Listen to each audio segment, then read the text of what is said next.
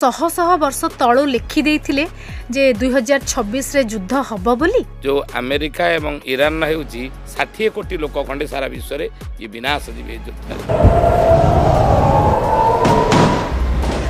तृतीय विश्व युद्ध भावर बोली ताको अच्युतानंद महापुरुष प्रमाण कले। समाधान रास्ता किछि लिखिचंती ना खाली युद्ध ही लिखि। गोटे भल समय आगु आसुची ता पूर्व खराब गुड़ को हटेया को पड़ी सबु मिया देश जाक एकत्रित हेबे कहिबे जे भारत को उडाई न दे। युद्ध रे के जितिबो सेटा लिखा हिची।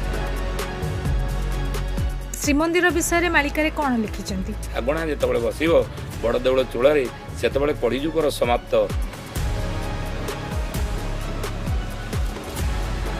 रथ यात्रा 6 वर्ष बंद हो बोली मालिका लिखा है जे श्री बड़ देउळे भोग न होइबो 21 दिन जाए सुआर मान को बाड़ी घोटी जीव छांचुणी व्याधि पराए। मालिका सहित साइंस रो कोन सामंजस्य अछि। 13 दिने षड ऋतु भोग हेबो 6टा ऋतु 13टा दिन रे लोक माने भोगिबे 26 ठापरे हीरा को दउ छोड़िबो ए ओडिसा अर्धे भाग जलार्णव हेबो ओडिसा रो अधे जलमग्न होई जीव हीरा को बंध बानी लेखा यंत्र मान उलटी पड़िबो पढ़ा ज्ञानी हेबे बणा कंप्यूटर काम करिवनी इंटरनेट फेल हेई जीव साइबर अटैक हबो अन्य ग्रह रु लोक माने आसीबे बुध ग्रह रु लोके आसी पहुंची अर्थात एलियन आसीबा कथा महापुरुष मते भविष्यवाणी करथि।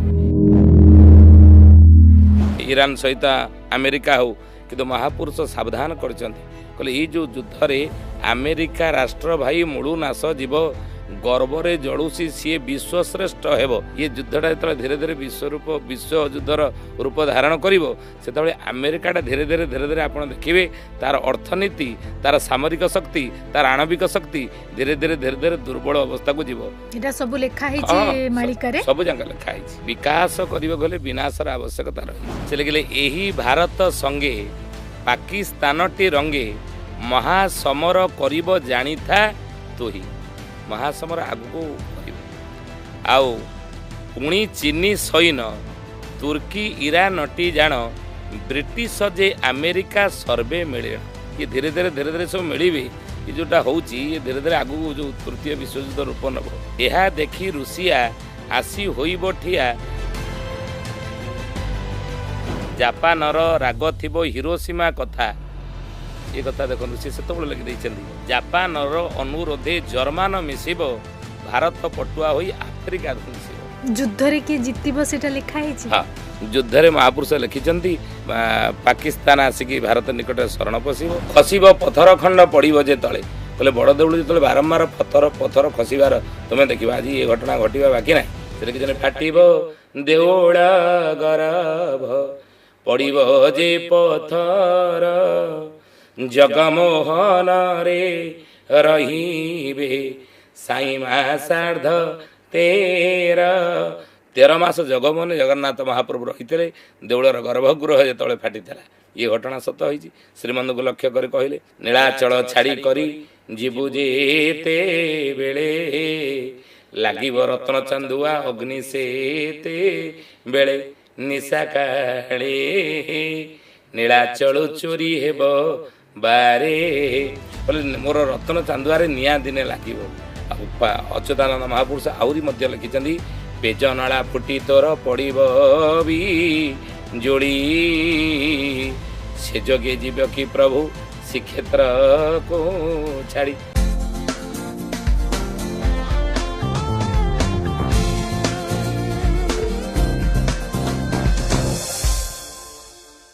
नमस्कार दर्शक बंधु आ गोटे नुआ पॉडकास्ट को आपण मानक स्वागत करुछि मु रोजालिन।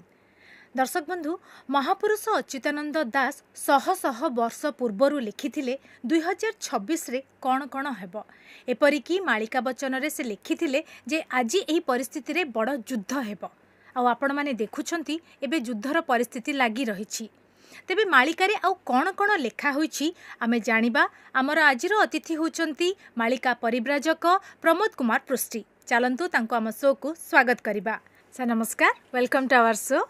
सर आमे एटा होची प्रथम थर कोनोसी पॉडकास्ट रो आमे आउ थरे करछु सिक्वेल पॉडकास्ट करछु कारण दर्शक आमर प्रथम एपिसोड को बहुत भल पाइबा देले मालिका विचार विषय आमे जो सब कथा हेथिले सेटा को बहुत भल पाइबा बे मिलिला तो से आपण कही जे युद्ध हम जितेबाला आम कथा से युद्ध परिस्थिति किसी हो नाला किंतु एबे तो युद्ध परिस्थिति चली ମାଳିକାରେ କ'ଣ ସତରେ ମହାପୁରୁଷ ଶ୍ରୀ ଅଚ୍ୟୁତାନନ୍ଦ ଶହ ଶହ ବର୍ଷ ତଳୁ ଲେଖିଦେଇଥିଲେ ଯେ 2026ରେ ଯୁଦ୍ଧ ହବ ବୋଲି? ଜୟ ଜଗନ୍ନାଥ, ଜୟ ଜଗନ୍ନାଥ। ଜୟ ମହାପୁରୁଷ ଅଚ୍ୟୁତ। ସର୍ବପ୍ରଥମେ ଓଟିଭିର ସମସ୍ତ ଦର୍ଶକମାନଙ୍କୁ ମୋର କୋଟି କୋଟି ପ୍ରଣାମ, ଆପଣଙ୍କୁ ମଧ୍ୟ। ନମସ୍କାର। ବିଶେଷ କଥା ଯେ ଆଜକୁ ଶହ ଶହ ବର୍ଷ କହିଲେ କ'ଣ ନା 600 ବର୍ଷ ତଳେ 600 ବର୍ଷ ତଳେ ଯେତେବେଳେ ଚୈତନ୍ୟ ମହାପ୍ରଭୁ ନଦିଆ ନବଦ୍ୱୀପରୁ ଶ୍ରୀକ୍ଷେତ୍ର ଧାମ ଆସିଥିଲେ 1510, ସେ ସମୟରେ ପୁରୀରେ ଗଜପତି ରାଜା ଥିଲେ ପ୍ରତାପ ରୁଦ୍ର ଦେବ, ତାଙ୍କର ଶାସନ ଥିଲା। ସେହି ସମୟରେ ଉତ୍କଳୀୟ ପଞ୍ଚସଖାମାନଙ୍କର ଓଡ଼ିଶାରେ ଆବିର୍ଭାବ ହୋଇଥିଲା।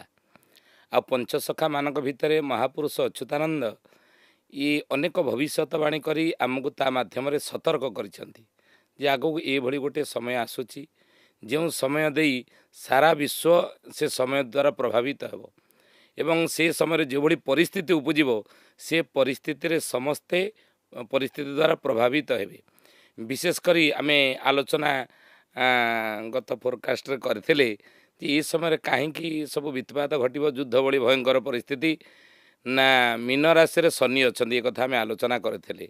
ଯଦା ବା ଜାୟତେ ପକ୍ଷ ତ୍ରୟୋଦଶ ଦିନାତ୍ମକାହା ଭବେ ଘୋର ଲୋକକ୍ଷୟ ମୁଣ୍ଡମାଳା ଜୁତାମହି, ବ୍ୟାସ ଲେଖିଲେ ଭବିଷ୍ୟ ପୁରାଣରେ। ସେଇଭଳି ଆହୁରି ବ୍ୟାସଦେବ ଲେଖିଛନ୍ତି ମୀନ ରାଶି ଗତେ ମନ୍ଦେ ମେଳଛାନାଂ ନାଶନଂ ଭବେତ୍। ମୀନ ରାଶିରେ ଶନି ଥିଲେ ମେଳଛାମାନେ ବହୁତ ବିନାଶ ଯିବେ ଏବଂ ବିଭିନ୍ନ ବାଟରେ ଯିବେ। ଆଉ ତନ୍ ମଧ୍ୟରୁ ଇଏ ଯୁଦ୍ଧ ହେଉଛି ଏକ କାରଣ। ମୀନ ରାଶିରେ ଶନି ରହିଲେ ଏ ଯୁଦ୍ଧ ମଧ୍ୟ ପରିସ୍ଥିତି ଉପୁଜିବ ବୋଲି ଲେଖା ଅଛି ମାଳିକାରେ। ଏବଂ ଆହୁରି ମଧ୍ୟ ଜ୍ୟୋତିଷ ଶାସ୍ତ୍ରରେ ମଧ୍ୟ ଲେଖା ଅଛି ଯେ ଅର୍ଦ୍ଧ ମଧ୍ୟେ ଯଦା ଯିବା କ୍ରମାତ୍ ରାଶି ତ୍ରୟଂ ସ୍ପୃଶେତ୍। ଯଦି ଯିବା କହିଲେ ବୃହସ୍ପତି ଗୋଟିଏ ବର୍ଷରେ 3ଟି ରାଶିକି ସ୍ପର୍ଶ କରନ୍ତି ତାହେଲେ ସଂସାରରେ ଭୟଙ୍କର ଯୁଦ୍ଧର ପରିସ୍ଥିତି ଦେଖାଦିଏ। ଜ୍ୟୋତିଷ ଶାସ୍ତ୍ର ମଧ୍ୟ ଏ ବିଷୟରେ ସମ୍ମତ। ପଞ୍ଚସଖାମାନଙ୍କର ଭବିଷ୍ୟତ ମାଳିକା ବା ବିଶେଷ କରି ଅଚ୍ୟୁତାନନ୍ଦଙ୍କର ମହାପୁରୁଷଙ୍କର ମାଳିକା ଯଦି କହୁଛନ୍ତି ଯେ ଯୁଦ୍ଧ ଭଳି ଭୟଙ୍କର ପରିସ୍ଥିତି ସୃଷ୍ଟି ହେବ ମୀନ ରାଶିରେ ଶନି ଥିଲାବେଳେ, ତାକୁ ସମର୍ଥନ କରିଛନ୍ତି ଜ୍ୟୋତିଷ ବିଦ୍ୟା ବା ଜ୍ୟୋତିଷ ଶାସ୍ତ୍ର ଯେ ଏ ସମୟରେ ଯୁଦ୍ଧ ଭଳି ଭୟଙ୍କର ପରିସ୍ଥିତି ଦେଖାଦିଏ ଯେତେବେଳେ ବୃହସ୍ପତି 3ଟି ରାଶି ସ୍ପର୍ଶ କରିବେ ଗୋଟିଏ ବର୍ଷ ଭିତରେ। ତାହା ମଧ୍ୟ ଏବେ ଘଟିଛି। ତେଣୁ ଏ ସମୟ ଯୁଦ୍ଧ ନିଶ୍ଚିତ ବୋଲି 600 ବର୍ଷ ତଳେ ସେମାନେ ଲେଖିଥିଲେ ଅଚ୍ୟୁତାନନ୍ଦ ମହାପୁରୁଷ। ସେ କହିଛନ୍ତି ମାଳିକାରେ ଗୋଟିଏ ପଦ, କହିଲେ ତୁରକ ଧାଇଁ ଆସିବ ଭାରତରେ ହାଣ, କାଟ କରିବ ଯାଇ ଫୁଲଲୋ, ଗୁଡ଼ି ଗୋଳା ବରସିବ ଯାଇ ଫୁଲଲୋ। ଏ ଯୁଦ୍ଧ ଯେଉଁ ଆମେରିକା ଏବଂ ଇରାନ ହେଉଛି ଇ ମାଧ୍ୟମ କିଏ ସାଜୁଛି ଅଲଗା କଥା, କିନ୍ତୁ ଇଏ ଆଗରୁ ସୃଷ୍ଟି ହୋଇଯାଇଛି ଏ ଯୁଦ୍ଧ ଏ ସମୟରେ ହେବ ବୋଲି। କାରଣ ଆମେ ଗତ ଫୋରକାଷ୍ଟରେ ମଧ୍ୟ ଆଲୋଚନା କରିଥିଲେ ଯେ ମହାଭାରତ ଯୁଦ୍ଧର ଗୋଟିଏ ଓଳି ସମାପ୍ତ ହୋଇନାହିଁ ଦ୍ୱାପର ଯୁଗରେ। ଯେତେବେଳେ ଭଗବାନ କୃଷ୍ଣ ଦ୍ୱାରିକାରେ ଆସି ପହଞ୍ଚିଥିଲେ, ରୁକ୍ମିଣୀ ପଚାରିଥିଲେ, କହିଲେ ଠାକୁରେ ଆପଣ ଏତେ ଦିନ ପରେ ଆସିକି ପହଞ୍ଚିଗଲେ, ଆଉ ଏତେ ଦିନ ପରେ ଆପଣଙ୍କର ଦର୍ଶନର ସୌଭାଗ୍ୟ ଆମେ ସବୁ ପାଇଲୁ, ଅଷ୍ଟପାଟବଂଶୀମାନେ ଦ୍ୱାରିକାବାସୀମାନେ ପାଇଲୁ। ନା ମହାଭାରତ ଯୁଦ୍ଧ କୁରୁକ୍ଷେତ୍ରରେ ହେଉଥିଲା।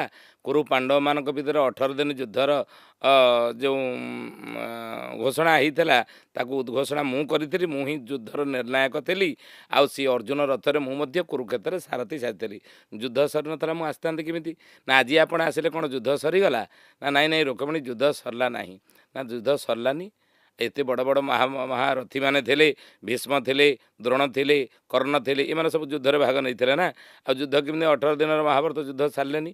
ଗୋଟିଏ ଯୁଦ୍ଧ ଗୋଟିଏ ବାଣରେ ଶେଷ କରିବ ବୋଲିକି ଗୋଟିଏ ମହାଭାରତ ଯୁଦ୍ଧକୁ ବେଲାରସନ କହିଥିଲା। ଆପଣ ତାକୁ କରେଇ ଦେଲେ ନାହିଁ। ଯୁଦ୍ଧ ତାକୁ କରେଇ ଦେଲେ ନାହିଁ। ମହାଭାରତ ଯୁଦ୍ଧରେ ତାକୁ ଭାଗ ସେ ନେଇପାରିଲା ନାହିଁ। ତା ଗଣ୍ଡିରୁ ମୁଣ୍ଡକୁ ଅଲଗା କରିଦେଲେ। କିନ୍ତୁ ଇଏ ଯୁଦ୍ଧ ପୁଣି ଏତେ ବଡ଼ ବଡ଼ ମହାରଥୀ ଥାଇକି ଆପଣ ସାରିପାରିଲେନି ଏ ଯୁଦ୍ଧ। କିଏ କେତେ ଦିନ ଯୁଦ୍ଧ କଲା? ତ ଅଚ୍ୟୁତାନନ୍ଦ ମହାପୁରୁଷ ଲେଖିଛନ୍ତି, ପ୍ରଥମେ ମୁକୁଟ ପିନ୍ଧା ଭୀଷ୍ମ ମହାରଥୀ 9 ଦିନ ଓଳିଏ ସେ ଯୁଦ୍ଧ କରିଛନ୍ତି। ଭୀଷ୍ମ କଲେ 9 ଦିନ ଓଳିଏ ଯୁଦ୍ଧ। 9 ଦିନ ଓଳିଏ 10ମ ଦିନ ଯୁଦ୍ଧରେ ଅର୍ଜୁନ ବାଣରେ ସରଶଯ୍ୟାରେ ପଡ଼ିଲେ। ଭୀଷ୍ମ ସରଶଯ୍ୟାରେ ପଡ଼ିଲା ପରେ ଅଚ୍ୟୁତାନନ୍ଦ ଲେଖିଲେ, କହିଲେ ତାପରେ ଯୁଦ୍ଧ କଲା କିଏ? କୌରବମାନଙ୍କର ସେନାପତି ହେଇ ନା 5 ଦିବସ ଯେ ଦ୍ରୋଣ କଲା ମହାରଣ, 2 ଦିନ ଯୁଦ୍ଧ କଲା ନୃପତି ଯେ କର୍ଣ୍ଣ। ଦ୍ରୋଣ କଲେ 5 ଦିନ ଯୁଦ୍ଧ କୌରବ ପକ୍ଷର ସେନାପତି ହେଇ 9 ଦିନ ଓଳିଏ କରିଥିଲେ ଭୀଷ୍ମ। ଇଏ 9 5 14 ଦିନ ଓଳିଏ ହେଇଗଲା ଯୁଦ୍ଧ। ଯେତେବେଳେ ଦ୍ରୋଣାଚାର୍ଯ୍ୟ ଦୃଷ୍ଟଦ୍ୟୁମ୍ନଙ୍କ ଦ୍ୱାରା ନିହତ ହେଲେ କୌରବ ପକ୍ଷର ସେନାପତି ହେଲା କି ଅଚ୍ୟୁତାନନ୍ଦ ମହାପୁରୁଷ କହିଲେ 2 ଦିନ ଯୁଦ୍ଧ କଲା ନୃପତି ଯେ କର୍ଣ୍ଣ ଅଙ୍ଗରାଜ କର୍ଣ୍ଣ ସୂର୍ଯ୍ୟପୁତ୍ର କର୍ଣ୍ଣ ଇଏ 2 ଦିନ ସେନାପତି ହେଇ ଯୁଦ୍ଧ କଲେ। ସିଏ ଅର୍ଜୁନ ବାଣରେ ନିହତ ହେଲା ପରେ କେତେ ହେଲା 9 5 14 ଦିନ ଓଳି ହେଲା 2 କେତେ 16 ଦିନ ଓଳି। ତାପରେ କର୍ଣ୍ଣ ମଲା ପରେ କୌରବ ପକ୍ଷର ସେନାପତି ହେଲେ କି ନା ଶଲ୍ୟବୀର ଓଳିଏ ଯେ ଯୁଦ୍ଧ ଆରମ୍ଭିଲା ଯୁଧିଷ୍ଠିଙ୍କ କ୍ରୋଧାନଳେ ସେହୁ ଜଳିଗଲା। ଶଲ୍ୟ ମର୍ଦ୍ଦରା ଶଲ୍ୟ ନକୁଳ ସହଦେବଙ୍କର ମାମୁଁ ଇଏ ଓଡ଼ିଏ ଯୁଦ୍ଧ କଲେ। ସିଏ ଯେତେବେଳେ ଯୁଧିଷ୍ଠିରଙ୍କ ଦ୍ୱାରା ନିହତ ହେଲେ ତାପରେ କୌରବ ପକ୍ଷର ସେନାପତି ହେଲେ କି ଅଚ୍ୟୁତ କହିଲେ ୟାପରେ କୃପାଚାର୍ଯ୍ୟ ଗଦା ପର୍ବ ଓଳିଏ ସମର ଏହିପରି 17 ଦିନ 2 ପ୍ରହର। ଏହିପରି 17 ଦିନ 2 ପ୍ରହର ଯୁଦ୍ଧ ହେ ରୁକ୍ମିଣୀ କୁରୁକ୍ଷେତ୍ରରେ କୁରୁପାଣ୍ଡବମାନଙ୍କ ଭିତରେ ସମାପ୍ତ ହେଲା। 99 ଭାଇ ସହିତ ଦୁର୍ଯ୍ୟୋଧନ ଦୁଃଶାସନ ମଲେ ପାଣ୍ଡବମାନେ ବିଜୟ ହେଲେ ଧର୍ମରାଜ ଯୁଧିଷ୍ଠିର ହସ୍ତିନା ସିଂହାସନ ଆଜି ରାଜା କରେଇଦେଲି ପଳେଇ ଆସିଲେ। ଆଉ ନା ଆପଣ କହୁଛନ୍ତି ଓଡ଼ିଏ ଯୁଦ୍ଧ ପୁଣି କେତେ ବାକି ରହିଲା ନା ଓଡ଼ିଏ ଯେ ବାକି ଥିବ ଶୁଣ ହେତୁ ତୋରେ ହେ ରୁକ୍ମିଣୀ ଆଉ ଓଡ଼ିଏ ଯୁଦ୍ଧଟା ବାକି ରହିଗଲା ସରିପାରିଲା ନାହିଁ। ନା ପୁଣି ଓଡ଼ିଏ ଯୁଦ୍ଧ କରିବାକୁ ଆପଣ ଦ୍ୱାରିକାର ପୁଣି ଯିବେ ନା କୁରୁକ୍ଷେତ୍ର ନା ନା ନା ଆଉ ଯିବାକୁ ମୋତେ ପଡ଼ିବନି ଦ୍ୱାରିକା ଛାଡ଼ିକି ମୁଁ ଯିବି ନାହିଁ। ନା କାହିଁକି ଯିବେନି ଆପଣ ଓଡ଼ିଏ ଯୁଦ୍ଧ ବାକି ରଖିଛନ୍ତି ନା ଓଡ଼ିଏ ଯୁଦ୍ଧ ଦ୍ୱାପର ଯୁଗରେ ପୁରା ହେବନି ଇଏ ଯୁଗରେ ଆଉ ହେବନି ନା କେବେ ପୁଣି ଓଡ଼ିଏ ଯୁଦ୍ଧଟା ଆପଣ ସାରିବେ ନା ଓଡ଼ିଏ ଯେ ବାକି ଥିବ ଶୁଣ ହେତୁ ତୋରେ ଭାରତ ଯୁଦ୍ଧ ହୋଇବ ସେ କଳି କାଳରେ କଳି ଯୁଗରେ ଯାଇକି ସେ ଓଡ଼ିଏ ଯୁଦ୍ଧଟା ମୁଁ ସମାପ୍ତ କରିବି। ରୁକ୍ମିଣୀ ପଚାରିଲେ କହିଲେ ଠାକୁର ଯଦି କଳି ଯୁଗରେ ଆପଣ କରିବେ ତାହେଲେ କଳି ଯୁଗର ଆୟୁଷ ହେଉଛି କେତେ ସତ୍ୟ ଯୁଗର ଆୟୁଷ ହେଉଛି 17,28,000 ବର୍ଷ ବ୍ୟାସଦେବ ଲେଖିଛନ୍ତି ୟାକୁ। ତ୍ରେତେୟା ଯୁଗର ଆୟୁଷ ହେଉଛି 12,96,000 ବର୍ଷ। ଦ୍ୱାପର ଯୁଗର ଆୟୁଷ ହେଉଛି 8,64,000 ବର୍ଷ। କଳି ଯୁଗର ଆୟୁଷ କେତେ ଅଚ୍ୟୁତାନନ୍ଦ ମହାପୁରୁଷ ଲେଖିଛନ୍ତି କହିଲେ 4,32,000 କଳି ଯୁଗର ଅଟଇ ଆୟୁଷ। କଳି ଯୁଗର ଆୟୁଷ ହେଉଛି 4,32,000 ବର୍ଷ। ରୁକ୍ମିଣୀ କହିଲେ ଠାକୁରେ 4,32,000 ବର୍ଷ କଳି ଯୁଗର ଆୟୁଷ ତା ଭିତରେ କେଉଁ ସମୟରେ ଯୁଦ୍ଧ ମହାଭାରତ ଯୁଦ୍ଧର ଗୋଟିଏ ଓଳି ହେବ ସେଇଟା ଟିକେ ଖୋଲି କହୁନାହାନ୍ତି। ଅଚ୍ୟୁତାନନ୍ଦ ମହାପୁରୁଷ 78 ଗୀତା ଲେଖିଛନ୍ତି। 78 ଗୀତା ଭିତରେ ଗୋଟିଏ ଗୀତାର ନାମ ହେଲା ରୁକ୍ମିଣୀ ଗୀତା। ଏଇଥିରେ ଲେଖିଲେ କହିଲେ ମିନ ଶନି ମେଳ ଗୋ ହୋଇବ ଯେତେବେଳେ ସେ କାଳେ ସମର ହେବ ଭାରତ ମଣ୍ଡଳେ। ୟାକୁ ଲେଖିଲେ ରୁକ୍ମିଣୀ ଗୀତାରେ ଏଇ ପଦଟି ଲେଖା ଅଛି। କହିଲେ ମୀନ ରାଶିରେ ଯେତେବେଳେ ଶନି ରହିବେ ସେହି ସମୟରେ ମହାଭାରତ ଯୁଦ୍ଧର ଗୋଟିଏ ଓଳି ହେବ। ମୀନ ରାଶିରେ ଶନି ତ ଆମେ ଆଲୋଚନା କରିଛେ ପ୍ରତି 30 ବର୍ଷରେ ଥରେ ମୀନ ରାଶିକି ଶନି ଚଳନ୍ତି। ତେଣୁ 30 ବର୍ଷରେ ଥରେ ମୀନ ରାଶିରେ ଅନେକ ଥର ଶନି ଚଳିଛନ୍ତି। ତାହେଲେ କେଉଁ ମୀନ ରାଶିରେ ଶନି କେତେବେଳେ ଚଳିଲା ବେଳେ ମହାଭାରତ ଯୁଦ୍ଧଟି ବି ତାକୁ ଖୋଲିକି କୁହନ୍ତୁ। ଅଚ୍ୟୁତାନନ୍ଦ ମହାପୁରୁଷ ମାଳିକାର ନାମ ହେଲା ଶିବକଳ୍ପ ନବଖଣ୍ଡ ନିର୍ଘଣ୍ଟରେ କହିଲେ ମୀନ ଶନି ଗୁରୁବାରରେ ପଡ଼ିବ ଏହି ଅଙ୍କେ ଧ୍ରୁବ ଧ୍ରୁବ ମିଥୁନ ମାସରେ 13 ଦିନ ପକ୍ଷେ କାଳ ଧରଣୀ ଗ୍ରାସିବ। ମୀନ ରାଶିରେ ଶନି ଥିବେ 13 ଦିନିଆ ପକ୍ଷ ଯୁକ୍ତ ହେଇଥିବ ସେହି ସମୟରେ ମହାଭାରତ ଯୁଦ୍ଧର ଗୋଟିଏ ଓଳି ହେବ। କିନ୍ତୁ ଏଇ ଯେଉଁ ଯୁଦ୍ଧ ଚାଲିଛି ଇଏ ସେ ମହାଭାରତ ଯୁଦ୍ଧର ଗୋଟିଏ ଓଳି ଯୁଦ୍ଧ ହେଇନାହିଁ ଇଏ ହେବ। ତାହେଲେ ଏଇ ଯେଉଁ ଯୁଦ୍ଧ ଚାଲିଛି ସେ କ'ଣ ନା ମହାପୁରୁଷ ଲେଖିଛନ୍ତି ଜାଇଫଲ ମାଳିକାରେ କହିଲେ ହୋଇବ ମହା ସମର ଦେଶ ଦେଶ ମଧ୍ୟରେ ଅତି ପ୍ରବଳ ଲୋ ଜାଇଫଲ ପୃଥ୍ୱୀ ହୋଇଯିବ ନାରଖାର ଜାଇଫଲ ଲୋ। କହିଲେ ପୃଥ୍ୱୀ ନାରଖାର ହେଇଯିବ ଏଇ ଯୁଦ୍ଧରେ। କାହିଁକି ନା ମହାପୁରୁଷ ଲେଖିଛନ୍ତି ଏ ଯୁଦ୍ଧରେ କେତେ ମରିବେ ନା ଅନେକ ପ୍ରାୟ ଏ ଯୁଦ୍ଧରେ 60 କୋଟି ଲୋକ ଖଣ୍ଡେ ସାରା ବିଶ୍ୱରେ ଇଏ ବିନାଶ ଯିବେ। ଏ ଯୁଦ୍ଧରେ 60 କୋଟି ଅର୍ଦ୍ଧରେ ଯୁଦ୍ଧ ଯୋଗୁଁ ହିଁ ବିନାଶ ଯିବେ। ଆଉ ଅନ୍ୟ ପ୍ରାକୃତିକ ବିପର୍ଯ୍ୟୟ କଥା ଅଲଗା କଥା। କିନ୍ତୁ ଏ ମହାଭାରତ ଯୁଦ୍ଧର ଗୋଟିଏ ଓଳି ଆରମ୍ଭ ହେଇନାହିଁ। କିନ୍ତୁ ପ୍ରଥମ ବିଶ୍ୱଯୁଦ୍ଧ ହେଇଥିଲା କେବେ ନା 1914ରୁ 1919 5 ବର୍ଷ ହେଇଥିଲା। ଦ୍ୱିତୀୟ ବିଶ୍ୱଯୁଦ୍ଧ ହେଇଥିଲା 1939ରୁ 1945। ତୃତୀୟ ବିଶ୍ୱଯୁଦ୍ଧ କେବେ ହେବ ତାହା ମହାଭାରତ ଯୁଦ୍ଧର ଗୋଟିଏ ଓଳି ଭାବରେ ହିଁ ହେବ। କେବେ ହେବ ତାକୁ ଅଚ୍ୟୁତାନନ୍ଦ ମହାପୁରୁଷ ଶିଷ୍ୟ ରାମଚନ୍ଦ୍ର କହିଛନ୍ତି କହିଲେ ଧନରେ ଏ ଯୁଦ୍ଧଟି ମହାଭାରତ ଯୁଦ୍ଧର ଗୋଟିଏ ଓଳି କେତେବେଳେ କଳିଯୁଗରେ ହେବ। ମୀନ ରାଶିରେ ଶନି ଆମର ବି ରହୁଛନ୍ତି ଆମେ ଆଲୋଚନା କରିଛେ 2025 ମସିହା ମାର୍ଚ୍ଚ ମାସ 29 ତାରିଖରେ ମୀନ ରାଶିକି ଶନି ପ୍ରବେଶ କରିଛନ୍ତି। ରହିବେ 2027 ମସିହା ଯାଏଁ ମୀନ ରାଶିରେ ଶନି। ଆଉ ଏ ସମୟରେ 13 ଦିନିଆ ପକ୍ଷଟା ଯୁକ୍ତ ହେବ। ଆଉ ସେହି ସମୟରେ ମହାପୁରୁଷ କହିଛନ୍ତି ତାହେଲେ ଯୁଦ୍ଧଟା କେଉଁ ମସିହାରେ ହେବ ତୃତୀୟ ବିଶ୍ୱଯୁଦ୍ଧ। ସେ ଲେଖିଛନ୍ତି ଯେ 26 ଠାବରେ ଓଡ଼ିଶା ବକ୍ଷରେ ହୋଇବ ମହାସମର ଭାରତର ଶେଷ ସମରଟି ଏହି ଶୁଣିଥାଅ ତୋହି ବୀର। ଆକୁ ଲେଖିଲେ ଶିଶୁ ଅନନ୍ତ। ମାଳିକାର ନାମ ହେଲା କଳିଯୁଗ ମାଳିକା। ତାଙ୍କ ଶିଷ୍ୟ ଭାରଙ୍ଗ ଆଗରେ କହିଛନ୍ତି, କହିଲେ 26 ଠାବରେ ଓଡ଼ିଶା ବକ୍ଷରେ ହୋଇବ ମହାସମର, 25 ଠାବରେ ଓଡ଼ିଶା ବକ୍ଷରୁ ବିଦେଶୀ ଅଜାତି ଯେତେ, ମୁହୂର୍ତ୍ତକ ମଧ୍ୟ ବାହାର ହୋଇବେ ନ ରହିବେ କଦାଚିତେ। ଏ ଓଡ଼ିଶାରୁ ବିଦେଶୀମାନେ ଚାଲିଯିବେ। ଆମେ ଦେଖୁଛେ ପ୍ରତ୍ୟକ୍ଷ ରୂପରେ ଦେଖନ୍ତୁ, ତାହା ପ୍ରମାଣିତ ମଧ୍ୟ ମାଳିକା ହେଇସାରିଲାଣି ଯେ ବାଂଲାଦେଶୀ ମାନଙ୍କୁ 25 ମସିହାରେ ସବୁ ଯାକ ବାହାର କରାଗଲା। ଯେତେ ଓଡ଼ିଶାର ବିଭିନ୍ନ ଦେଶ ଏ ଜିଲ୍ଲାରେ ସବୁ ରହୁଥିଲେ, ବସବାସ କରୁଥିଲେ, ତାଙ୍କୁ ସବୁ 2025 ମସିହାରେ ବାହାର କରାଗଲା। ଇଏ 26 ଠାବରେ ସେ ଲେଖୁଛନ୍ତି, ହୋଇବ ମହାସମର, ଭାରତର ଶେଷ ସମରଟି ଏହି ଶୁଣିଥାଅ ତୋହି ବୀର।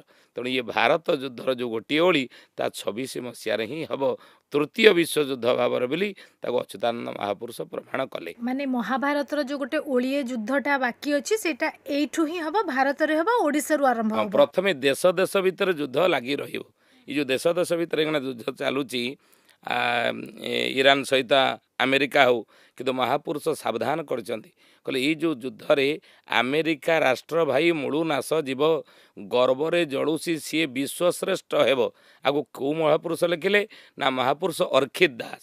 ଗଞ୍ଜାମ ଜିଲ୍ଲାର ବଡ଼ ଖେମୁଣ୍ଡିର ରାଜ ପରିବାରରେ ଜନ୍ମଗ୍ରହଣ କରି ଓଳାଶୁଣୀ ପାହାଡ଼ରେ, ଓଳାଶୁଣୀ ଆପଣ ଯାଇଥିବେ, ଓଳାଶୁଣୀ ଗୁମ୍ଫା ଚଣ୍ଡିଖୋଲ କେନ୍ଦ୍ରାପଡ଼ା ଗଲେ ସେ ବାଟରେ ପଡ଼ିବ ଓଳାଶୁଣୀ ଗୁମ୍ଫା ପାହାଡ଼, ବନ୍ଦରେଶ୍ୱର, ତାପରେ ହେଉଛି ପଞ୍ଚୁପାଣ୍ଡବ ଛକ, ଇଏ ମଝିରେ ହେଉଛି ଓଳାଶୁଣୀ ପାହାଡ଼, ଗୁମ୍ଫା ପାହାଡ଼ ଗୋଟେ ରହିଛି।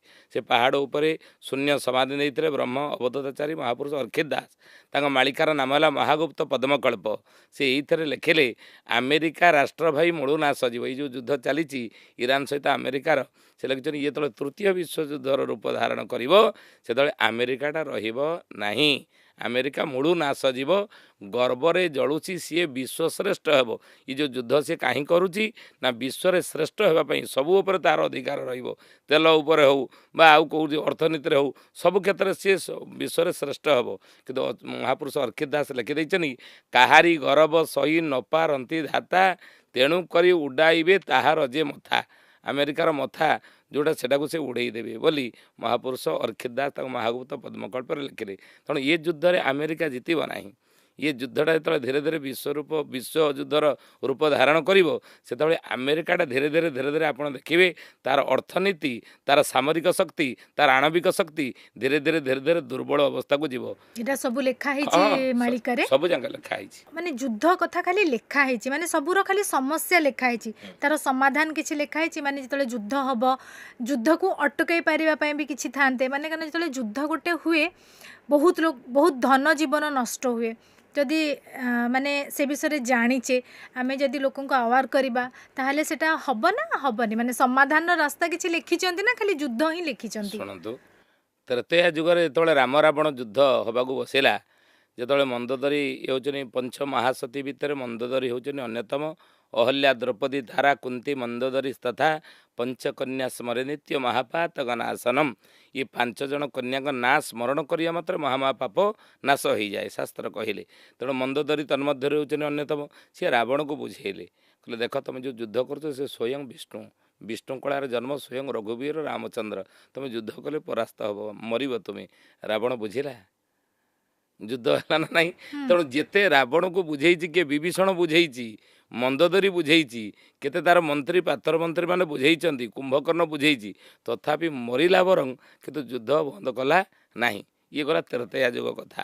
ଆମେ ଦ୍ୱାପର ଯୁଗ ଆସିବା। ଦ୍ୱାପର ଯୁଗକୁ ଦୁର୍ଯ୍ୟୋଧନକୁ କେତେ କିଏ ବୁଝେଇ ନାହାନ୍ତି। ଭଗବାନ କୃଷ୍ଣ ପରା ଶାନ୍ତି ଦୂତ ହେଇକି ଯାଇଥିଲେ, ଇରେ ପାଣ୍ଡବମାନଙ୍କ ପାଇଁ 5 ଖଣ୍ଡ ଗାଁ ଦେଇଦେ। ଯଦି 5 ଖଣ୍ଡ ଗାଁ ନ ଦେଉଛୁ, 5ଟା ଘର ଗୋଟେ ଗାଁରେ ଦେ। 5ଟି ଘର ଯଦି ନେଉଛୁ, ଗୋଟିଏ ଘରେ 5ଟା ବଖରା ଦେ। ସେ କହିଲା, ବିନା ଯୁଦ୍ଧେ ଦେବି ନାହିଁ ସୂଚ୍ୟଗ୍ରେ ମେଦିନୀ। ବିନା ଯୁଦ୍ଧରେ ମୁଁ ଛୁଞ୍ଚି ଅଗ୍ରରେ ଭୂମି ସୁଧା ପାଣ୍ଡବମାନଙ୍କୁ ମୁଁ ଦେବି ନାହିଁ। ଯୁଦ୍ଧକୁ ଭଗବାନ ଅଟକେଇ ପାଇଲେ ନା? କର୍ଣ୍ଣ କେତେ ବୁଝେଇନି ଦୁର୍ଯ୍ୟୋଧନକୁ, ସେ ବୁଝିଲା। ଦୁର୍ଯ୍ୟୋଧନକୁ କେତେ କିଏ ବୁଝେଇଛନ୍ତି, କେତେ କିଏ ଯୁଦ୍ଧରେ ହେଲେ ତୁମେ ସବୁ ଧନ ଜୀବନ ନଷ୍ଟ ହେବ, ଧନ ଯିବ, ଜୀବନ ଯିବ, କେତେ କ୍ଷତି ହେବ, ସଂସାରର କେତେ କ୍ଷତି ହେବ। ତ୍ରେତା ଯୁଗରେ ରାବଣକୁ ବୁଝେଇଥିଲେ କେତେ କ୍ଷତି ହେବ ତୁମର, ତୁମ ରାଜ୍ୟର, ଏବଂ ଏ ସଂସାର ବହୁତ କ୍ଷତି ହେବ। ରାବଣ ନା ତ୍ରେତା ଯୁଗରେ ବୁଝିଥିଲା, ନା ଯୁଦ୍ଧ ବନ୍ଦ ହେଇପାରିଲା ତ୍ରେତା ଯୁଗରେ, ନା ଦ୍ୱାପର ଯୁଗରେ ଦୁର୍ଯ୍ୟୋଧନ ବୁଝିଲା, ନା ବୁଝିଲା ନାହିଁ।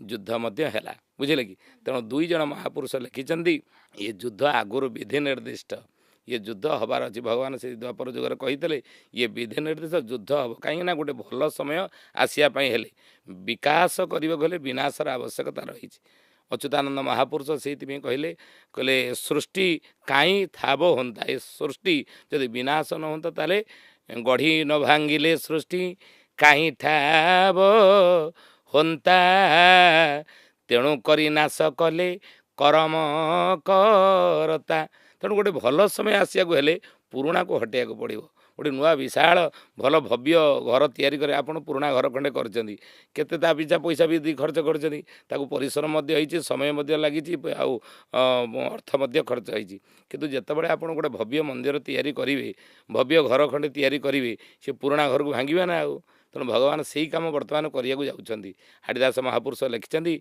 संवत्सर 5 सहस्र कली शेष होइब सत्य जुग आद्य प्रवेश शुभ जुग होइब हरि हरि शब्दे मातिबे हरि भक्त माने हरस होइबे हृदय दुखी दरिद्र माने फिटिब प्रजांक कषण दुष्ट होइबे शेष क्षमे हाड़ीदास भणिले आगत जे भविष्य छतिया बटर महापुरुष महापुरुष हाड़ीदास लिखिले कहले ये गोटे सत्य जुग आसूँ गोटे भल समय आगू आसूची ता पूर्व खराब गुड़ को हटेया पड़ो ना मालिकार एमती पूरा लिखा है जे अमेरिकार विनाश हब बोली पूरा ना सहित लिखा है अर्खित दास लिखिछन्ती से लिखिले एही भारत संगे पाकिस्तान टी रंगे महासमर करिब जानिथा तोही महासमर आगु को करिब आउ पुणी चीनी सैन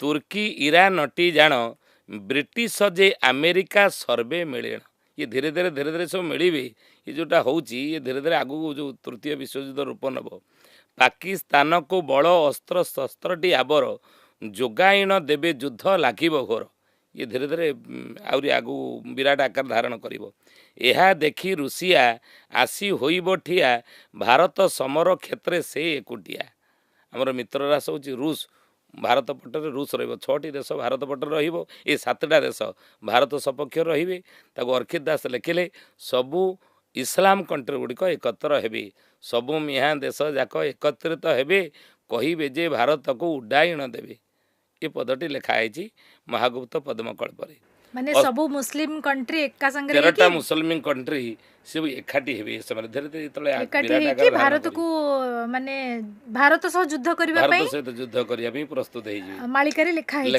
सेटा को वर्ष लिखा है हां सुनंतु हम 26 मसिया कहले तृतीय विश्वयुद्ध ये धीरे धीरे तृतीय विश्वयुद्ध रूप धारण करबा ना ये 26 मसिया बोली के कहिछने महापुरुष अस्त्र शस्त्र सैन जोगाई देवटी जान भारत सहित मिसी करिवरण प्राच्य पाश्चात्य गण यही परि मिलेण युद्ध आरंभ सबु करिवे ये युद्ध प्राच्य पाश्चात्य ये सब युद्ध ये सब हम महापुरुष लिखिछनि वर्तमान जान सजा सजी हेउ छई भविष्य युद्ध रे धरा दुलुकिब तही जापानर राग थिबो हिरोशिमा कथा ये कथा देखो सी से लिखि देइछन्ती पकाई थिला बम युद्ध रे जानिता और दास लिखिले महागुप्त पद्मकल्परे से ही क्रोध लिभि नाही जापानर जान युद्ध रे भारत पट हेब सेही पुण जापानर अनुरोधे जर्मान मिसिब भारत पटुआ होई आफ्रिका ध्वंसिब ये पद लगे या ही हम आप देखिए आगु आ चीनी पाकिस्तान पुणी अमेरिका जान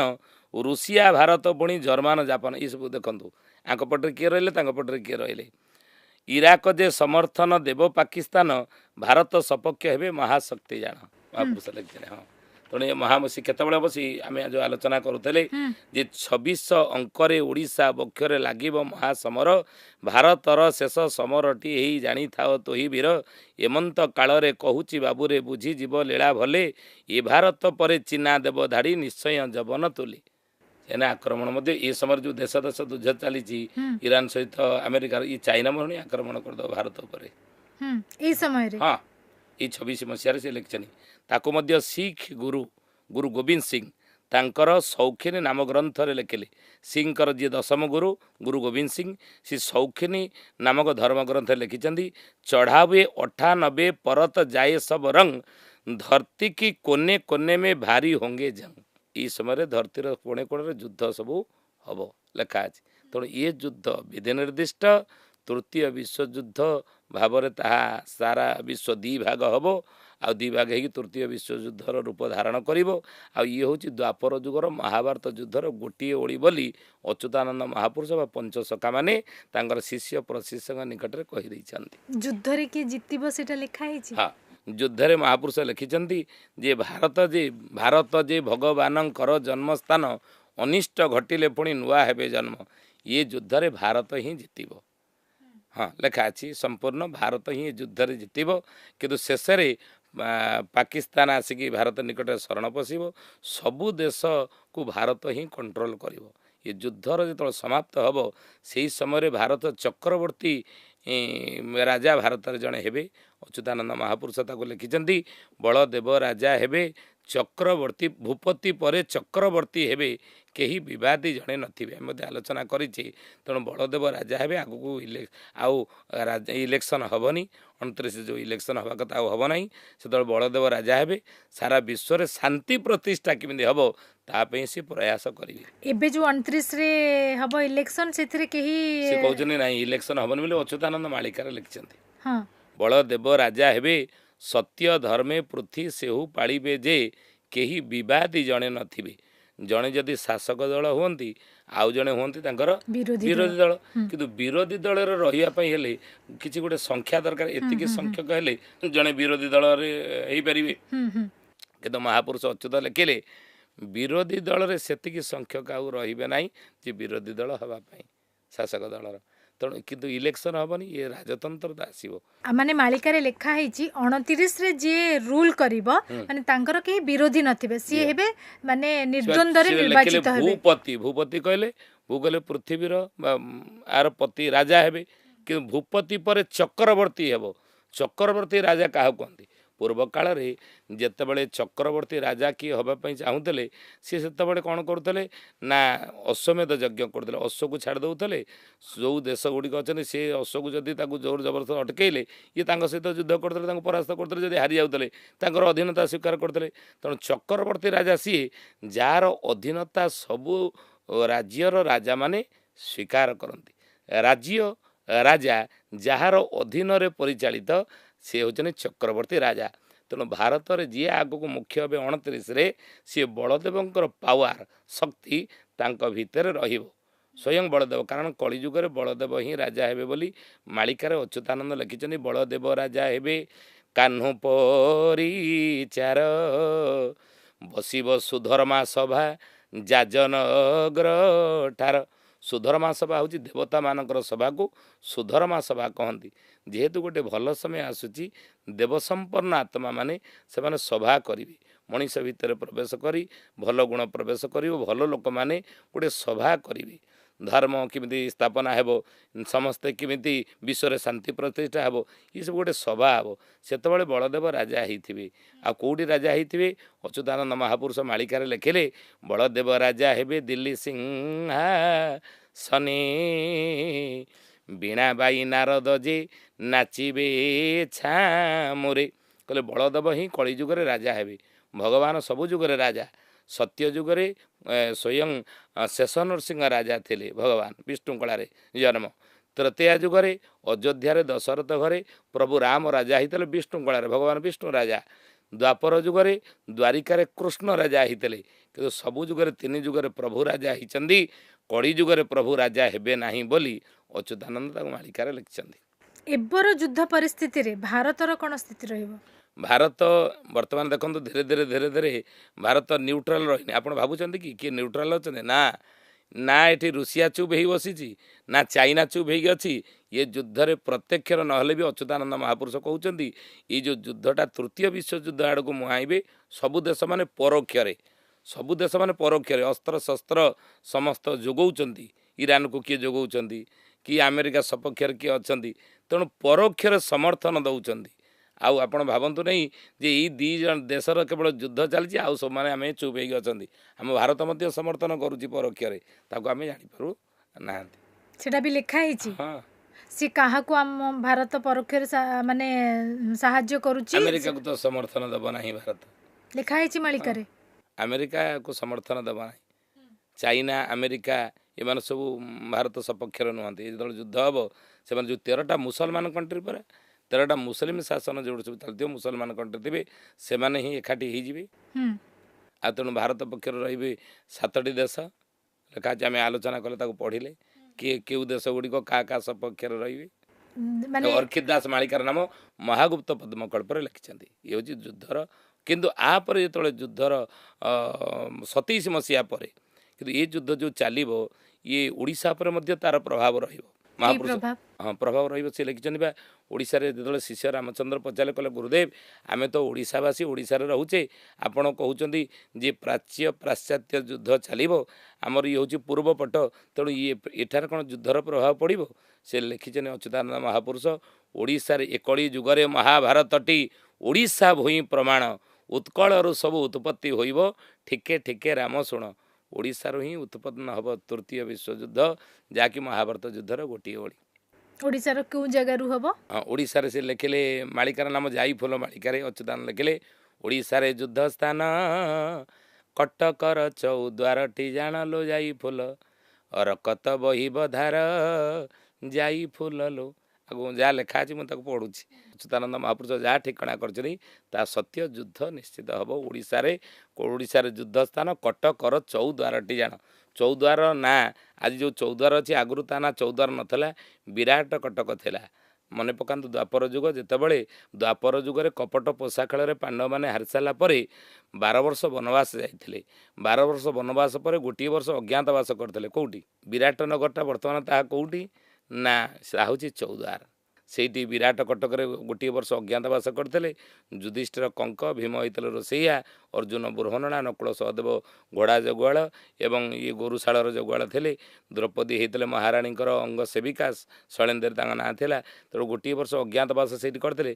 अस्त्र शस्त्र सब कौट रखते से रखिदे गले समी वृक्षे आज देखु तार प्रमाण केमी द्वापर जुगर प्रमाण विराट गादी अच्छी चौद्वार से ARC होती अंडरग्राउंड अस्त्र शस्त्र सब जाक रही तेणु सी द्वापर जुगर रखी अस्त्र शस्त्र सी अस्त्र शस्त्र सब रही अंडरग्राउंड हो प्राय 30 किलोमीटर रेडियस भितर माटी तले सब अस्त्र शस्त्र अच्छी से लिखिले ओडिशार युद्ध स्थान कटकर चौद्वारटी जाणलो जाई फूल रकत बहिब धार कौ जाके हम ना जोबरा ठारू जटणी यह मध्य युद्ध होइब पुणिलो जाई फूल प्रभुंक माया के जानी 5 जन योद्धा मध्य द्वापर जुगर अपेक्षा कर रही जहाँकर युद्धर आशा द्वापर जुगरे मेंटे ना देखो अच्युतानंद महापुरुष जाइफल मालिकार लिखिं से 5 जन किए किए अभिमनु बीरबाल बेलाल सेन को धरी संगर जाई फूललो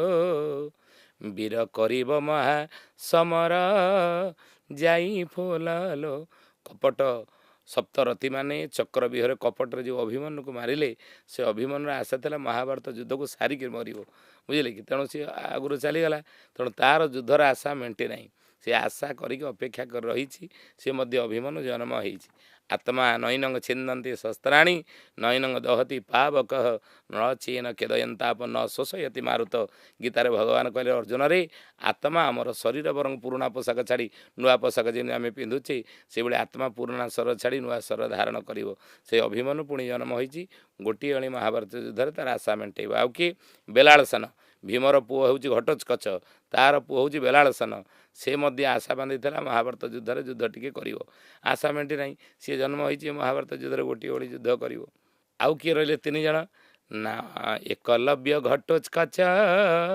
बब्रुवाहन मिलिन पांचलो जाई फूल से तो लंपटी कृष्णर पेंच जाई फूललो जाई फूल मालिकार अच्युत लिखिले एकलव्य द्रोण शिष्य अर्जुन को श्रेष्ठ धनुर्धारी करने गुरु द्रोणाचार्य एकलव्यर बुढ़ा आंगुठी काटी देते से एकलव्यर आशा थिला जे श्रेष्ठ धनुर्धारी अर्जुन को कहले मु किंतु प्रमाण करी कुरुक्षेत्र महाभारत युद्ध मु श्रेष्ठ धनुर्धारी आंगुठी काटिदे तार आशा थिला सी मध्य जन्म होती से युद्ध गोटे ओळे तार आशा मेटेब आउ कि एकलव्य घटोत्कच भीमपुत्र घटोत्कच कर्ण बाण जी शक्ति बाण निहत हेले सी मध्य जन्म होती युद्ध कर गोटे ओळे युद्ध ଆଉ କିଏ ବବ୍ରବାହନ ଅର୍ଜୁନ ପୁତ୍ର।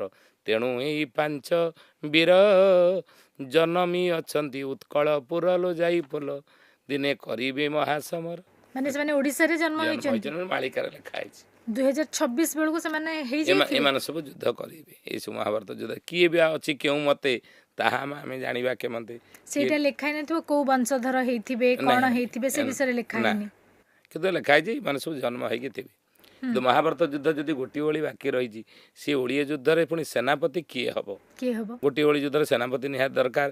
ତାହେଲେ ସେ କୋଉଠି ଜନ୍ମ ହେଇଥିବ କିଏ ହବ? ଅଚ୍ୟୁତାନନ୍ଦ ମହାପୁରୁଷ ଲେଖିଛନ୍ତି କହିଲେ ଚାରି ଦିଗରେ ଚହଳ ପଡ଼ିବ ଚିହ୍ନା ସଙ୍ଗେ ଆଦ୍ୟ ସମର ହେବ ଚାକିରିଆ ମାନେ ଫେରସ୍ତ ହେବେ ଚୋର ମାନେ ଅତି ପ୍ରବଳ ହେବେ ଚୌହାନ ଥିବ ସେ ଦେଶେ ଯେ ଚରଣ ଚୁତିଆ ଭୁରି ସର୍ବାଶେତ ଜନମ ଅସୁର ଦେଶେ ଯେ। ଦ୍ୱାପର ଯୁଗରେ ଯେତେବେଳେ ଜାନୁ ଭଗ୍ନ ହେଇକି ଦୁର୍ଯ୍ୟୋଧନ ବ୍ୟାସ ସରୋବର ନିକଟେ ପଡ଼ିଥିଲା ଇଏ ଭୁରି ସର୍ବା ଯାଇକି ପହଞ୍ଚିଲା ତା ପାଖରେ।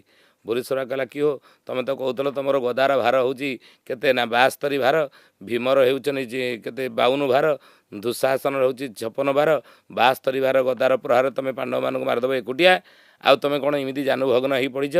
ଇଏ ଗଲା ଇରେ ଭାଇ କଟା ଘାରେ ଚୂନ ମାରିବାକୁ ପୁଣି ପଳେଇ ଆଇଲୁ ମୋର ଅବସ୍ଥା ଏଇଆ ତୁ ପୁଣି ଆହୁରି ଚୂନ ମାରିବାକୁ ଆସିଲୁ। ଇରେ ତୋ ଉପରେ ମୋର ବିଶ୍ୱାସ ଆସିଲାନି ଯାହାକି ମୁଁ ପ୍ରଥମେ କାହାକୁ ଭୀଷ୍ମକୁ କଲି ସେନାପତି ତାପରେ ଦ୍ରୋଣକୁ କଲି ସେନାପତି କର୍ଣ୍ଣକୁ ଶଲ୍ୟକୁ କଲି ଯାହାର ପରିଣାମ ଭୋଗୁଛି ଜାନୁଭଗ୍ନ ହେଇ ପଡ଼ିଛି। ତୋ ଉପରେ ଯଦି ବିଶ୍ୱାସ କରି ମୁଁ ତୋତେ ସେନାପତି କରିଥାନ୍ତି ତୁ ହେଉଛୁ ଦେବଦେବ ମହାଦେବଙ୍କ ବରରେ ବଳିଆନ ତୋ ମଥାରେ ଯେପର୍ଯ୍ୟନ୍ତ ଶିରିପା ପଗଡ଼ି ଥିବ ମହାଦେବ ତୋତେ ବର ଦେଇଛନ୍ତି ତୋ ଯୁଦ୍ଧରେ କେହି ପରାସ୍ତ କରିପାରିବେ ନାହିଁ। ନା ଏବେ କେଉଁ ଯୁଦ୍ଧ ଏବେ କେଉଁ ସମୟ ଚାଲିଗଲା ଏବେ ମୋତେ ସେନାପତି କରୁନ ମୁଁ ତୁମକୁ ବିଜୟ ଦେଇଦେବି ଯେମିତି ହେଲେ। ଦୁର୍ଯ୍ୟୋଧନ ତଳେ ତିଳକ କରିଦେଲା କହିଲା ଯାହା ସେନାପତି କଲି ମୋତେ ବିଜୟ ଦେ। ସେ କହିଲା ନୁହଁ ଏମିତି କ'ଣ ମୁଁ ଗୋଟେ ଯୁଦ୍ଧ କରିବାକୁ ଯିବି ନା ମୁଣ୍ଡରେ ଭଲ କି ପଗଡ଼ି ଫଗଡ଼ି ବାନ୍ଧିବି ଗୋଟେ ଯୋଦ୍ଧା ବେଶରେ ଯିବି ନା ଆଉ। ସେ ପଗଡ଼ି ବାନ୍ଧୁ ବାନ୍ଧୁ ବାନ୍ଧୁ ବାନ୍ଧୁ ଶେଷ ହେଇଗଲା ଯୁଦ୍ଧ ଭଗବାନ ଚାଲିଗଲେ ଆଉ ଯୁଦ୍ଧ ହେଇପାରିବ ନାହିଁ ବୁଝିଲେ କି। ଦୁର୍ଯ୍ୟୋଧନ ଗଲା ଗୋଟା ଘୋଡ଼ାକୁ ନେଇକି ରଥରେ ଯୋଚିଲା ସେ କହିଲା ନାଇଁ ଏଇଟା ଦୁର୍ବଳିଆ ଦେଖାଯାଉଛି ଇଏ ରଥକୁ ମୋତେ ଘୋଷାରିକି ନେଇପାରିବ ନାହିଁ ତାକୁ ଖୋଲି ଦେଇକି ଆଉ ଗୋଟେ ଘୋଡ଼ା ବାନ୍ଧିଲା ଏଇଟା ବାନ୍ଧୁ ବାନ୍ଧୁ ବାନ୍ଧୁ ବାନ୍ଧୁ ସମୟ ସମାପ୍ତ ହେଇଗଲା। କୁରୁ ସାଇଁ କୋପ କଲା ଅଚ୍ୟୁତ ଲେଖିଛନ୍ତି କୁରୁ ସାଇଁ କୋପ କଲା। ଦୁର୍ଯ୍ୟୋଧନ ରାଗିଗଲା କହିଲା ନା ତୋ ଦ୍ୱାରା ଶାଗ ସିଝିବନି ଯା। ସେଇ ଭୁରି ସରବା ସେ ଗୋଟିଏ ଓଳି ଯୁଦ୍ଧରେ ଭାଗ ନେବ କରିବ ପରେ ସେ ଗୋଟିଏ ଓଳି ଯୁଦ୍ଧ କେଉଁଠି ଜନ୍ମ ହେଇଛି କହିଲେ ଭୁରି ସରବା ଚୀନ ଦେଶେ ଜନ୍ମ ଲଭିଛି ଅସୁର ଅଂଶେ लो ଯାଇ ଫୁଲ ଯୁଦ୍ଧ କରିବ ହରସେ ଯାଇ ଫୁଲ। ଚାଇନାରେ ଜନ୍ମ ହେଇଛି ଚାଇନାରେ ସେ ଭୁରି ସରବା କିଏ ସେ ବ୍ୟକ୍ତି କିଏ ଆମେ ସବୁ ଜାଣିପାରୁଛେ ଯିଏ ମୁଖ୍ୟ ହେଇକି ଥିବେ ସେଇ ଭୁରି ସରବାର ମାନେ ନେଇକି ରୂପ ନେଇକି ସେ ଜନ୍ମ ହେଇଛି କିଏ ଚାଇନାର ଯିଏ ମୁଖ୍ୟ ରାଷ୍ଟ୍ରପତି ଆମେ କହିପାରିବା। ତେଣୁ ସିଏ ଆକ୍ରମଣ କରିବ ସେ ଭୁରି ସରବା ଗୋଟିଏ ଓଳି ଯୁଦ୍ଧରେ ସେ ସେନାପତି ହେବ ଭାରତ ଉପରେ ଆକ୍ରମଣ କରିବ। ଚାଇନା ଆମ ବିପକ୍ଷରେ ନୁହେଁ ହଁ ଭୁରି ସରବା ଆମ ବିପକ୍ଷରେ ବା ସେ ଦୁର୍ଯ୍ୟୋଧନ ପଟରେ ରହିଥିଲା ଦୁର୍ଯ୍ୟୋଧନ ପଟରୁ ଯୁଦ୍ଧ କରୁଥିଲା ନା ତେଣୁ ସେ ଦୁର୍ଯ୍ୟୋଧନ ପଟରୁ ଯୁଦ୍ଧ କଲା ଆମ ବିପକ୍ଷ ନା ସେ ଯୁଦ୍ଧ କରିବ ସେଇପଟରୁ। ତାହେଲେ ସେନାପତି ସେପଟୁ ହେବେ ସେପଟୁ ହେବ ତାଙ୍କର। ଆମ ପଟୁ କିଏ ହେବେ ଯେଉଁ ପଟରେ ଧର୍ମ ଥିବ ସେଇ ପଟରେ ପ୍ରଭୁ ରହିଥିବେ। ତେଣୁ ଆମେ ଯଦି ଦେଖିବା ଆମ ଭାରତ ପଟରେ ଦେଖି ଧର୍ମ ରହିବ ମହାପୁରୁଷ ଲେଖିଛନ୍ତି ସମସ୍ତେ ଧର୍ମାଭିମୁଖୀ ହେବେ ସମସ୍ତେ ଧୀରେ ଧୀରେ ଧୀରେ ଧୀରେ ଏଭଳି ପରିସ୍ଥିତି ଆସିବ ଆପଦ ପଡ଼ିବ ବହୁତ କିଛି ଅଚ୍ୟୁତ ଲେଖିଲେ ବହୁତ ଆପଦ ବିପଦ ଏଇ 3 ବର୍ଷ ଭିତରେ ପଡ଼ିବ। ଆବର ଭାଙ୍ଗିବ ଆଗକୁ କହୁଛି ଆବର କଲେ ଟାଣ କାହାର ଟାଣ ଏ ସମୟରେ ରହିବନି ସେ ଧନୀ ମାନି ଜ୍ଞାନୀ ଯିଏ ହୁଅନ୍ତୁ ନା କାହିଁକି। ଅଚ୍ୟୁତାନନ୍ଦ ମହାପୁରୁଷ ଲେଖିଛନ୍ତି କହିଲେ ଚାହିଁଥା ବାର ଗो ପାଳ ଚମକ ହେବ ଚହଳ ଚିତା ପୁରା ଚରେ ଲେଖିଛନ୍ତି ଚାହିଁତା 12 ଗୋପାଳ 12 ଗୋପାଳ ତାଙ୍କ ଆଗରେ କହୁଛନ୍ତି ଚମକ ହେବ ଚଳ ସଂସାର ଚମକିବ ସେମିତି ବିଜୁଳି ମାନେ ଚମକି ପଡ଼ନ୍ତି ଲୋକେ ସେବେଳେ ହଠାତ୍ କିନି ଏମିତି ଘଟଣା ଘଟିବ ଲୋକେ ଚମକି ଯିବେ ଆଶ୍ଚର୍ଯ୍ୟ ହେଇଯିବେ। ଆଉ ଚିତା ପ୍ରାୟ ଅଗ୍ନି ଜଳିବ ସେ କାଳେ ନ ରହିବ ଥଳ କୋଳ ଚିତା ଯଦି ମଶାଣରୁ ନିଆଁ ଲିଭିବନି ସେଇଭଳି ପରିସ୍ଥିତି ଦେଖାଦେବ। ଏ ଯେଉଁ ଯୁଦ୍ଧ ହେଉଛି ଇଏ ଯୁଦ୍ଧ ନିଆଁ ଲିଭିବନି ସହଜେ। ଇଏ 26 ମସିହା ସେ ମହାପୁରୁଷ ଲେଖିଛନ୍ତି 13 ମାସ ଯୁଦ୍ଧ ହେବ। ପ୍ରଥମ ବିଶ୍ୱଯୁଦ୍ଧ ହେଇଥିଲା 5 ବର୍ଷ ଦ୍ୱିତୀୟ ବିଶ୍ୱଯୁଦ୍ଧ ହେଇଥିଲା 6 ବର୍ଷ ତୃତୀୟ ବିଶ୍ୱଯୁଦ୍ଧ ଇଏ 13 ମାସ ହେବ ବୋଲି ମାଳିକାରେ ଲେଖା ଅଛି। ଯେମିତି କହିଲେ ମହାପୁରୁଷ ଅଚ୍ୟୁତାନନ୍ଦ ଦାସ ଶ୍ରୀମନ୍ଦିର ବିଷୟରେ ମାଳିକାରେ କ'ଣ ଲେଖିଛନ୍ତି?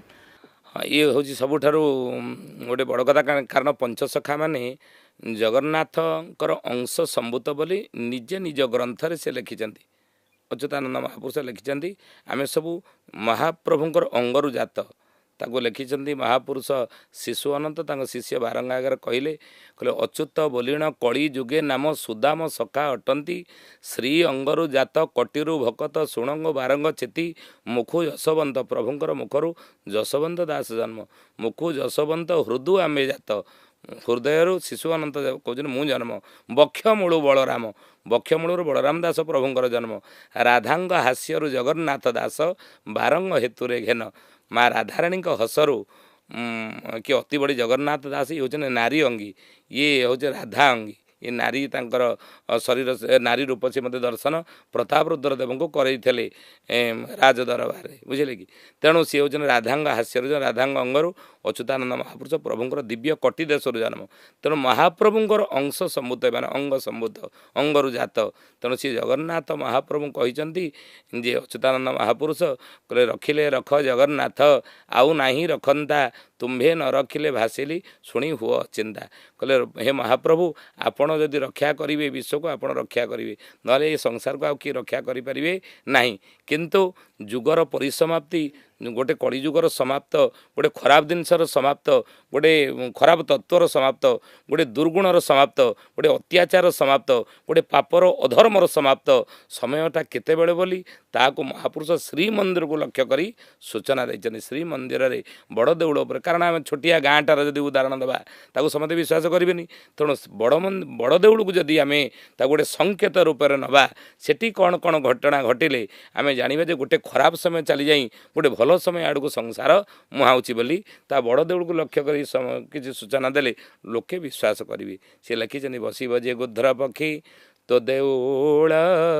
चूड़ी खसिब पथर खंड पड़ब जे तले कहले बसब जे गुध्र पक्षी तो देउल चूड़े गुध्र पक्षी कहले शागुणा जिते बसब बड़ देउल चूड़े से कलिजुगर समाप्त आउ गोटे नुआ जुगर आरंभ है बोली तुम जान सत्य जुगर आगमन होगला बोली तुम जान खराब समय चली जाई भल समय आसुबार ये हूँ सूचना आम भावानी ये गोटे खरा गोटे ना गोटे खराब अमंगल सारा विश्व को पड़ज ना गोटे खराब समय चली जाऊँगी मृत्युटा एक गोटे कौन अभिशाप नुह मृत्युटा एक दंड नुह आत्मा को किसी समय विश्राम आम मरीगला पुणी नूतन कलेबर धारण कर पुणी प्यूरीफाइड मेसीनटा जदि बहुत दिन चलला से किसी समय रेस्ट नहीं गले पुणी आउ थे भल होगी से पुणी कार्यक्षम हो तेणु गोटे खराब समय को जीवाई हेले महापुरुष सूचना देते गुध्र पक्षी जो बसब से ऊपर जो चिल उड़े तुम्हें जानव जे से खराब समय कलिजुगर समाप्त बेला आसीगला सत्य जुगर आगमन हवाक जाऊँगी दिन तले चिल मैंने उड़ुले खाली से नहीं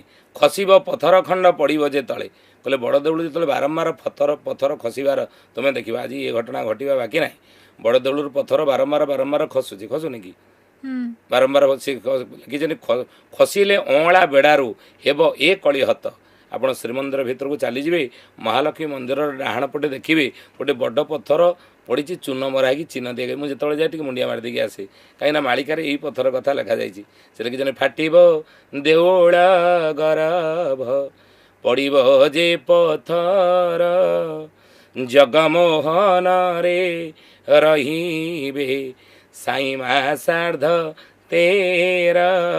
13 मास जगमोहन जगन्नाथ महाप्रभु रही देउलर गर्भगृह जो फाटी ये घटना सत होती श्रीमंद को लक्ष्य कर कहले आजिकल जदि विज्ञानी मैंने कहे मंदिर तो पथर तैयारी आ पथर न खसी कौन हाथी खस्तान ना कौन यहाँ गोटे गोटे जुगर समाप्त खराब जिनसर समाप्त सूचना हो पारे कि तथापि अच्युतानंद आहरी प्रमाण देले कहले नीलाचल छाड़ी करी जीवु जेते बेले लागिब रत्न चांदुआ अग्नि सेते बेले निशा काले नीलाचल चोरी हेब बारे कहले मोर रत्न चांदुआरे निया दिने लागिब अच्युतानंद महापुरुष आहरी मध्य लिखिं पेज नाला फुटी तोर पड़ब भी जोड़ी से जोगे जीव कि प्रभु श्रीक्षेत्र को छाड़ी जगन्नाथ महाप्रभुंर पेजनाल बिजुली पड़ा बाकी अच्छी से बिजुली पड़ो आहरी मध्य लिखिं 16 वर्ष नंदी घोष यात्रा रोकी देवी सुण रे दास जे भक्त दुख करिबे अवश्य सुजने ଯେ ସାରଙ୍ଗଧର ମାଳିକାରେ ତାକୁ ଲେଖିଛନ୍ତି ଯେ 6 ବର୍ଷ ନନ୍ଦୀ ଘୋଷ ଯାତ୍ରା ରଖିଦେବି ଶୁଣରେ ଦାସ 6 ବର୍ଷ ବଡ଼ ଦେଉଳ ବା ଶ୍ରୀକ୍ଷେତ୍ରରେ ରଥଯାତ୍ରା ଆଗକୁ ବନ୍ଦ ହେଇଯିବ ବୋଲି ମାଳିକାରେ ଲେଖା ଅଛି। ଜାଣିବ ଇଏ ହେଉଛି ପରିବର୍ତ୍ତନ ସମୟ ଆସିଗଲା। 6 ବର୍ଷ ବନ୍ଦ ରହିବ। ବଡ଼ ଦେଉଳ ଶ୍ରୀକ୍ଷେତ୍ରରେ ବା ପୁରୀରେ ରଥଯାତ୍ରା 6 ବର୍ଷ ବନ୍ଦ ହେବ ବୋଲି ମାଳିକାରେ ଲେଖା ଅଛି। ଏ କଥା ଲେଖା ଅଛି। ଆଉ ଲେଖା ଅଛି 6 ବର୍ଷ 9 ବର୍ଷ ପୃଥ୍ୱୀ ଦେବୀ ହୋଇବେ ଉନ 6 ବର୍ଷ ରଥଯାତ୍ରା ହୋଇବ ଗୋପ୍ୟାନ। 6 ବର୍ଷ ରଥଯାତ୍ରା ବନ୍ଦ ହେବ, 6 ବର୍ଷ ନନ୍ଦୀଘୋଷ ବନ୍ଦ ହୋଇଯିବ, ଆଉ 9 ବର୍ଷ ପୃଥ୍ୱୀ ଦେବୀ ଫସଲ ଉତ୍ପନ୍ନ ହେବନି ପୃଥ୍ୱୀରେ। ମହାପୁରୁଷ ଲେଖିଛନ୍ତି ବିଂଶ ଅଙ୍କ ଠାରୁ ଓଡ଼ିଶା ଦେଶରେ ହୋଇବ ଫସଲ ହାନି, ଦିନକୁ ଦିନ ହୋଇବ ମହରଗ କଷଣ ଭୋଗିବେ ପ୍ରାଣୀ। ମହରଗ ଦୁନିଆ ହେଇଯିବ। ତେଣୁ ବଡ଼ ଦେଉଳରୁ ରକ୍ଷା କରି ଅନେକ ଭବିଷ୍ୟତବାଣୀ କରିଛନ୍ତି। ଆହୁରି ମଧ୍ୟ ଲେଖିଛନ୍ତି କହିଲେ ପତିତ ପାବନ ନ ରହିବେ ଆଉ ସିଂହ ଦରଜା ପାଶରେ। ଯେଉଁ ପତିତ ପାବନ ମୂର୍ତ୍ତି ରହିଛି ସିଂହ ଦରଜା ଭିତରେ ଆମେ ଦେଖୁଛେ ଯେ ସିଂହଦ୍ୱାର ଗୁମୁଟ ଭିତରେ ମହାପୁରୁଷ କହୁଛନ୍ତି ସେ ପତିତ ପାବନ ମୂର୍ତ୍ତି ଆଗକୁ ସେଠି ଉଠେଇଦେବେ, ଆଉ ରହିବେ ନାହିଁ। ଆଉ ସେତେବେଳେ ଜାଣିବ ଯେ କଳିଯୁଗ ସମାପ୍ତ ହେଇ ଗୋଟେ ଯୁଗର ଆଉ ଗୋଟେ ଯୁଗର ଆରମ୍ଭ ହେଇଗଲା ବୋଲି। ପୁଣି ଆହୁରି ମଧ୍ୟ ମହାପୁରୁଷ ଲେଖିଛନ୍ତି ଯେ ଶିଶୁ ଅନନ୍ତ ମାଳିକାର ନାମ ପଟ୍ଟାମଡ଼ା ଲେଖିଲେ ଯେ ଶ୍ରୀବଡ଼ ଦେଉଳେ ଭୋଗ ନ ହୋଇବ 21 ଦିନ ଯାଏ, ସୁଆରମାନଙ୍କୁ ବାଡ଼ି ଘୋଟିଯିବ ଛାଞ୍ଚୁଣି ବ୍ୟାଧି ପରାଏ। ଆଉ ମୁଁ କହୁନି, ଏଇଟା ମାଳିକାରେ ହିଁ ଲେଖା ଅଛି। ମାଳିକାର ନାମ ପଟ୍ଟାମଡ଼ାଣ, ଶିଶୁ ଅନନ୍ତ ତାଙ୍କ ଶିଷ୍ୟ ବାରଙ୍ଗାଗାରେ ଲେଖିଛନ୍ତି ବଡ଼ ଦେଉଳରେ ଆଗକୁ 21 ଦିନ ନୀତି ବନ୍ଦ ହେଇଯିବ। ମାଳିକାରେ ଏମିତି ସବୁ କ'ଣ କ'ଣ ଜିନିଷ ଲେଖା ହେଇଛି ଯେ ସେଟା ସବୁ ସତ ହେଇଛି। ତ ଆହୁରି ଗୋଟେ ଶ୍ରୀମନ୍ଦିର ଉପରେ ମହାପୁରୁଷ ଲେଖିଛନ୍ତି କହିଲେ ନୀଳଚକ୍ର ଉପରୁ ପତାକା ଛିଡ଼ିଣ ପଡ଼ିବ ସମୁଦ୍ର କୂଳେ, କଳଙ୍କି ରୂପକୁ ଚିନ୍ତା ପୁଣି ହେବ ଭାବିବେ କ୍ଷୀରାବ୍ଦି କୂଳେ। ଆଉ ସେଇ ବଡ଼ ଦେଉଳ ହର ଉଦ୍ୟାନରେ ମାୟା ପ୍ରକାଶିଣ ମେଳ ଛକୁ ଗ୍ରାସୁଥିବ, ନୀଳଚକ୍ରବାନା ଖସିବ ସେ କାଳେ ଭକ୍ତଙ୍କୁ ଭୟ ଦେବ। ଯେତେବେଳେ ନୀଳଚକ୍ରର ପତାକା ଖସିବ ସେତେବେଳେ ଭକ୍ତମାନେ ଭୟଭୀତ ହେଇଯିବେ। ଆଉ ଆଗକୁ ଏସବୁ କ୍ଷେତ୍ରରେ ବାରମ୍ବାର ଖସିନି କି ନୀଳଚକ୍ରର ପତାକା ଖସିକି ପଡ଼ିଛି, କିନ୍ତୁ ଅଚ୍ୟୁତାନନ୍ଦ ମହାପୁରୁଷ କହୁଛନ୍ତି ଯେତେବେଳେ ନୀଳଚକ୍ରର ପତାକା ଖସିକିରି ଆସିକି ପିପିଲି ଠାରେ ପଡ଼ିବ, ସେ ଯେଉଁଠି ପଡ଼ିବ ସେଇଠୁ ଗୋଟେ ରୌପ୍ୟ ସିଂହାସନ ସେଠୁ ବାହାରିବ। ଆଉ ସେହି ସମୟରେ ଜାଣିବ ଯେ କଳିଯୁଗ ସମାପ୍ତ ହେଇକି ଆଉ ଗୋଟେ ଯୁଗର ସତ୍ୟ ଯୁଗର ଆରମ୍ଭ ହେଇଗଲା। କଳିଯୁଗ ସମାପ୍ତ ହେଇଯାଇଛି। 5000 ସମ୍ବତ୍ସର 5 ସହସ୍ର କଳି ଶେଷ ହୋଇବ। 5000 ବର୍ଷ କଳି ସମାପ୍ତ ହେଇଛି। ବର୍ତ୍ତମାନ ଯୁଗ ସନ୍ଧି କାଳ ଚାଲିଛି। ୟା ପରେ ଅନନ୍ତ ଯୁଗ ପରେ ସତ୍ୟର ଆଗମନ, ପୂର୍ଣ୍ଣ ସତ୍ୟର ଆଗମନ ହେଇଯିବ। 28 ଅଙ୍କେ ବଛା ବଛି ହେବ, ଜାତ ହେବ ନୂଆ ସୃଷ୍ଟି। 2028 ବେଳକୁ ଏସବୁ ବଛା ବଛି ସବୁ ହେବ। ଭଲ ଖରାପର ବଛା ବଛିବ। ଯିଏ ଭଲ ଲୋକ ସିଏ ରହିବେ, ଯିଏ ଖରାପ ଲୋକ ସିଏ ଶରୀର ପାଲଟେଇକି ପୁଣି ଆଉଥରେ ଆସିବେ। ଆଉ ମରିବା କଥା ତ ଆମେ କହିବାନି, ଅଙ୍ଗ ପାଲଟେଇକି ପୁଣି ଆଉଥରେ ଜନ୍ମ ହେବେ। ଆତ୍ମା ତ ମର ନା।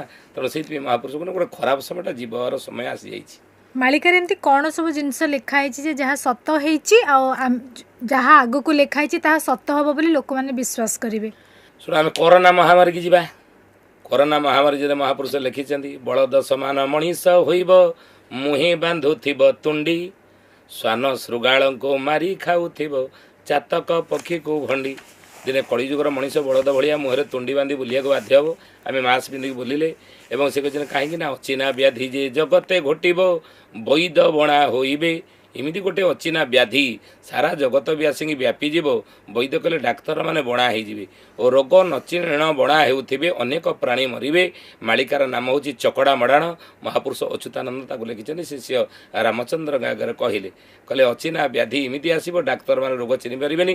ଆମେରିକା ଭଳି ବିକାଶଶୀଳ ଦେଶରେ ଲକ୍ଷ ଲକ୍ଷ ଲୋକମାନେ କରୋନା ମହାମାରୀରେ ଏମାନେ ସବୁ ବିନାଶ କଲେ। ଏ ରୋଗଟା କେବେ ଆସିବ ଭାରତକୁ ବୋଲି ମାଳିକାରେ ମଧ୍ୟ ମହାପୁରୁଷ ଲେଖିଥିଲେ।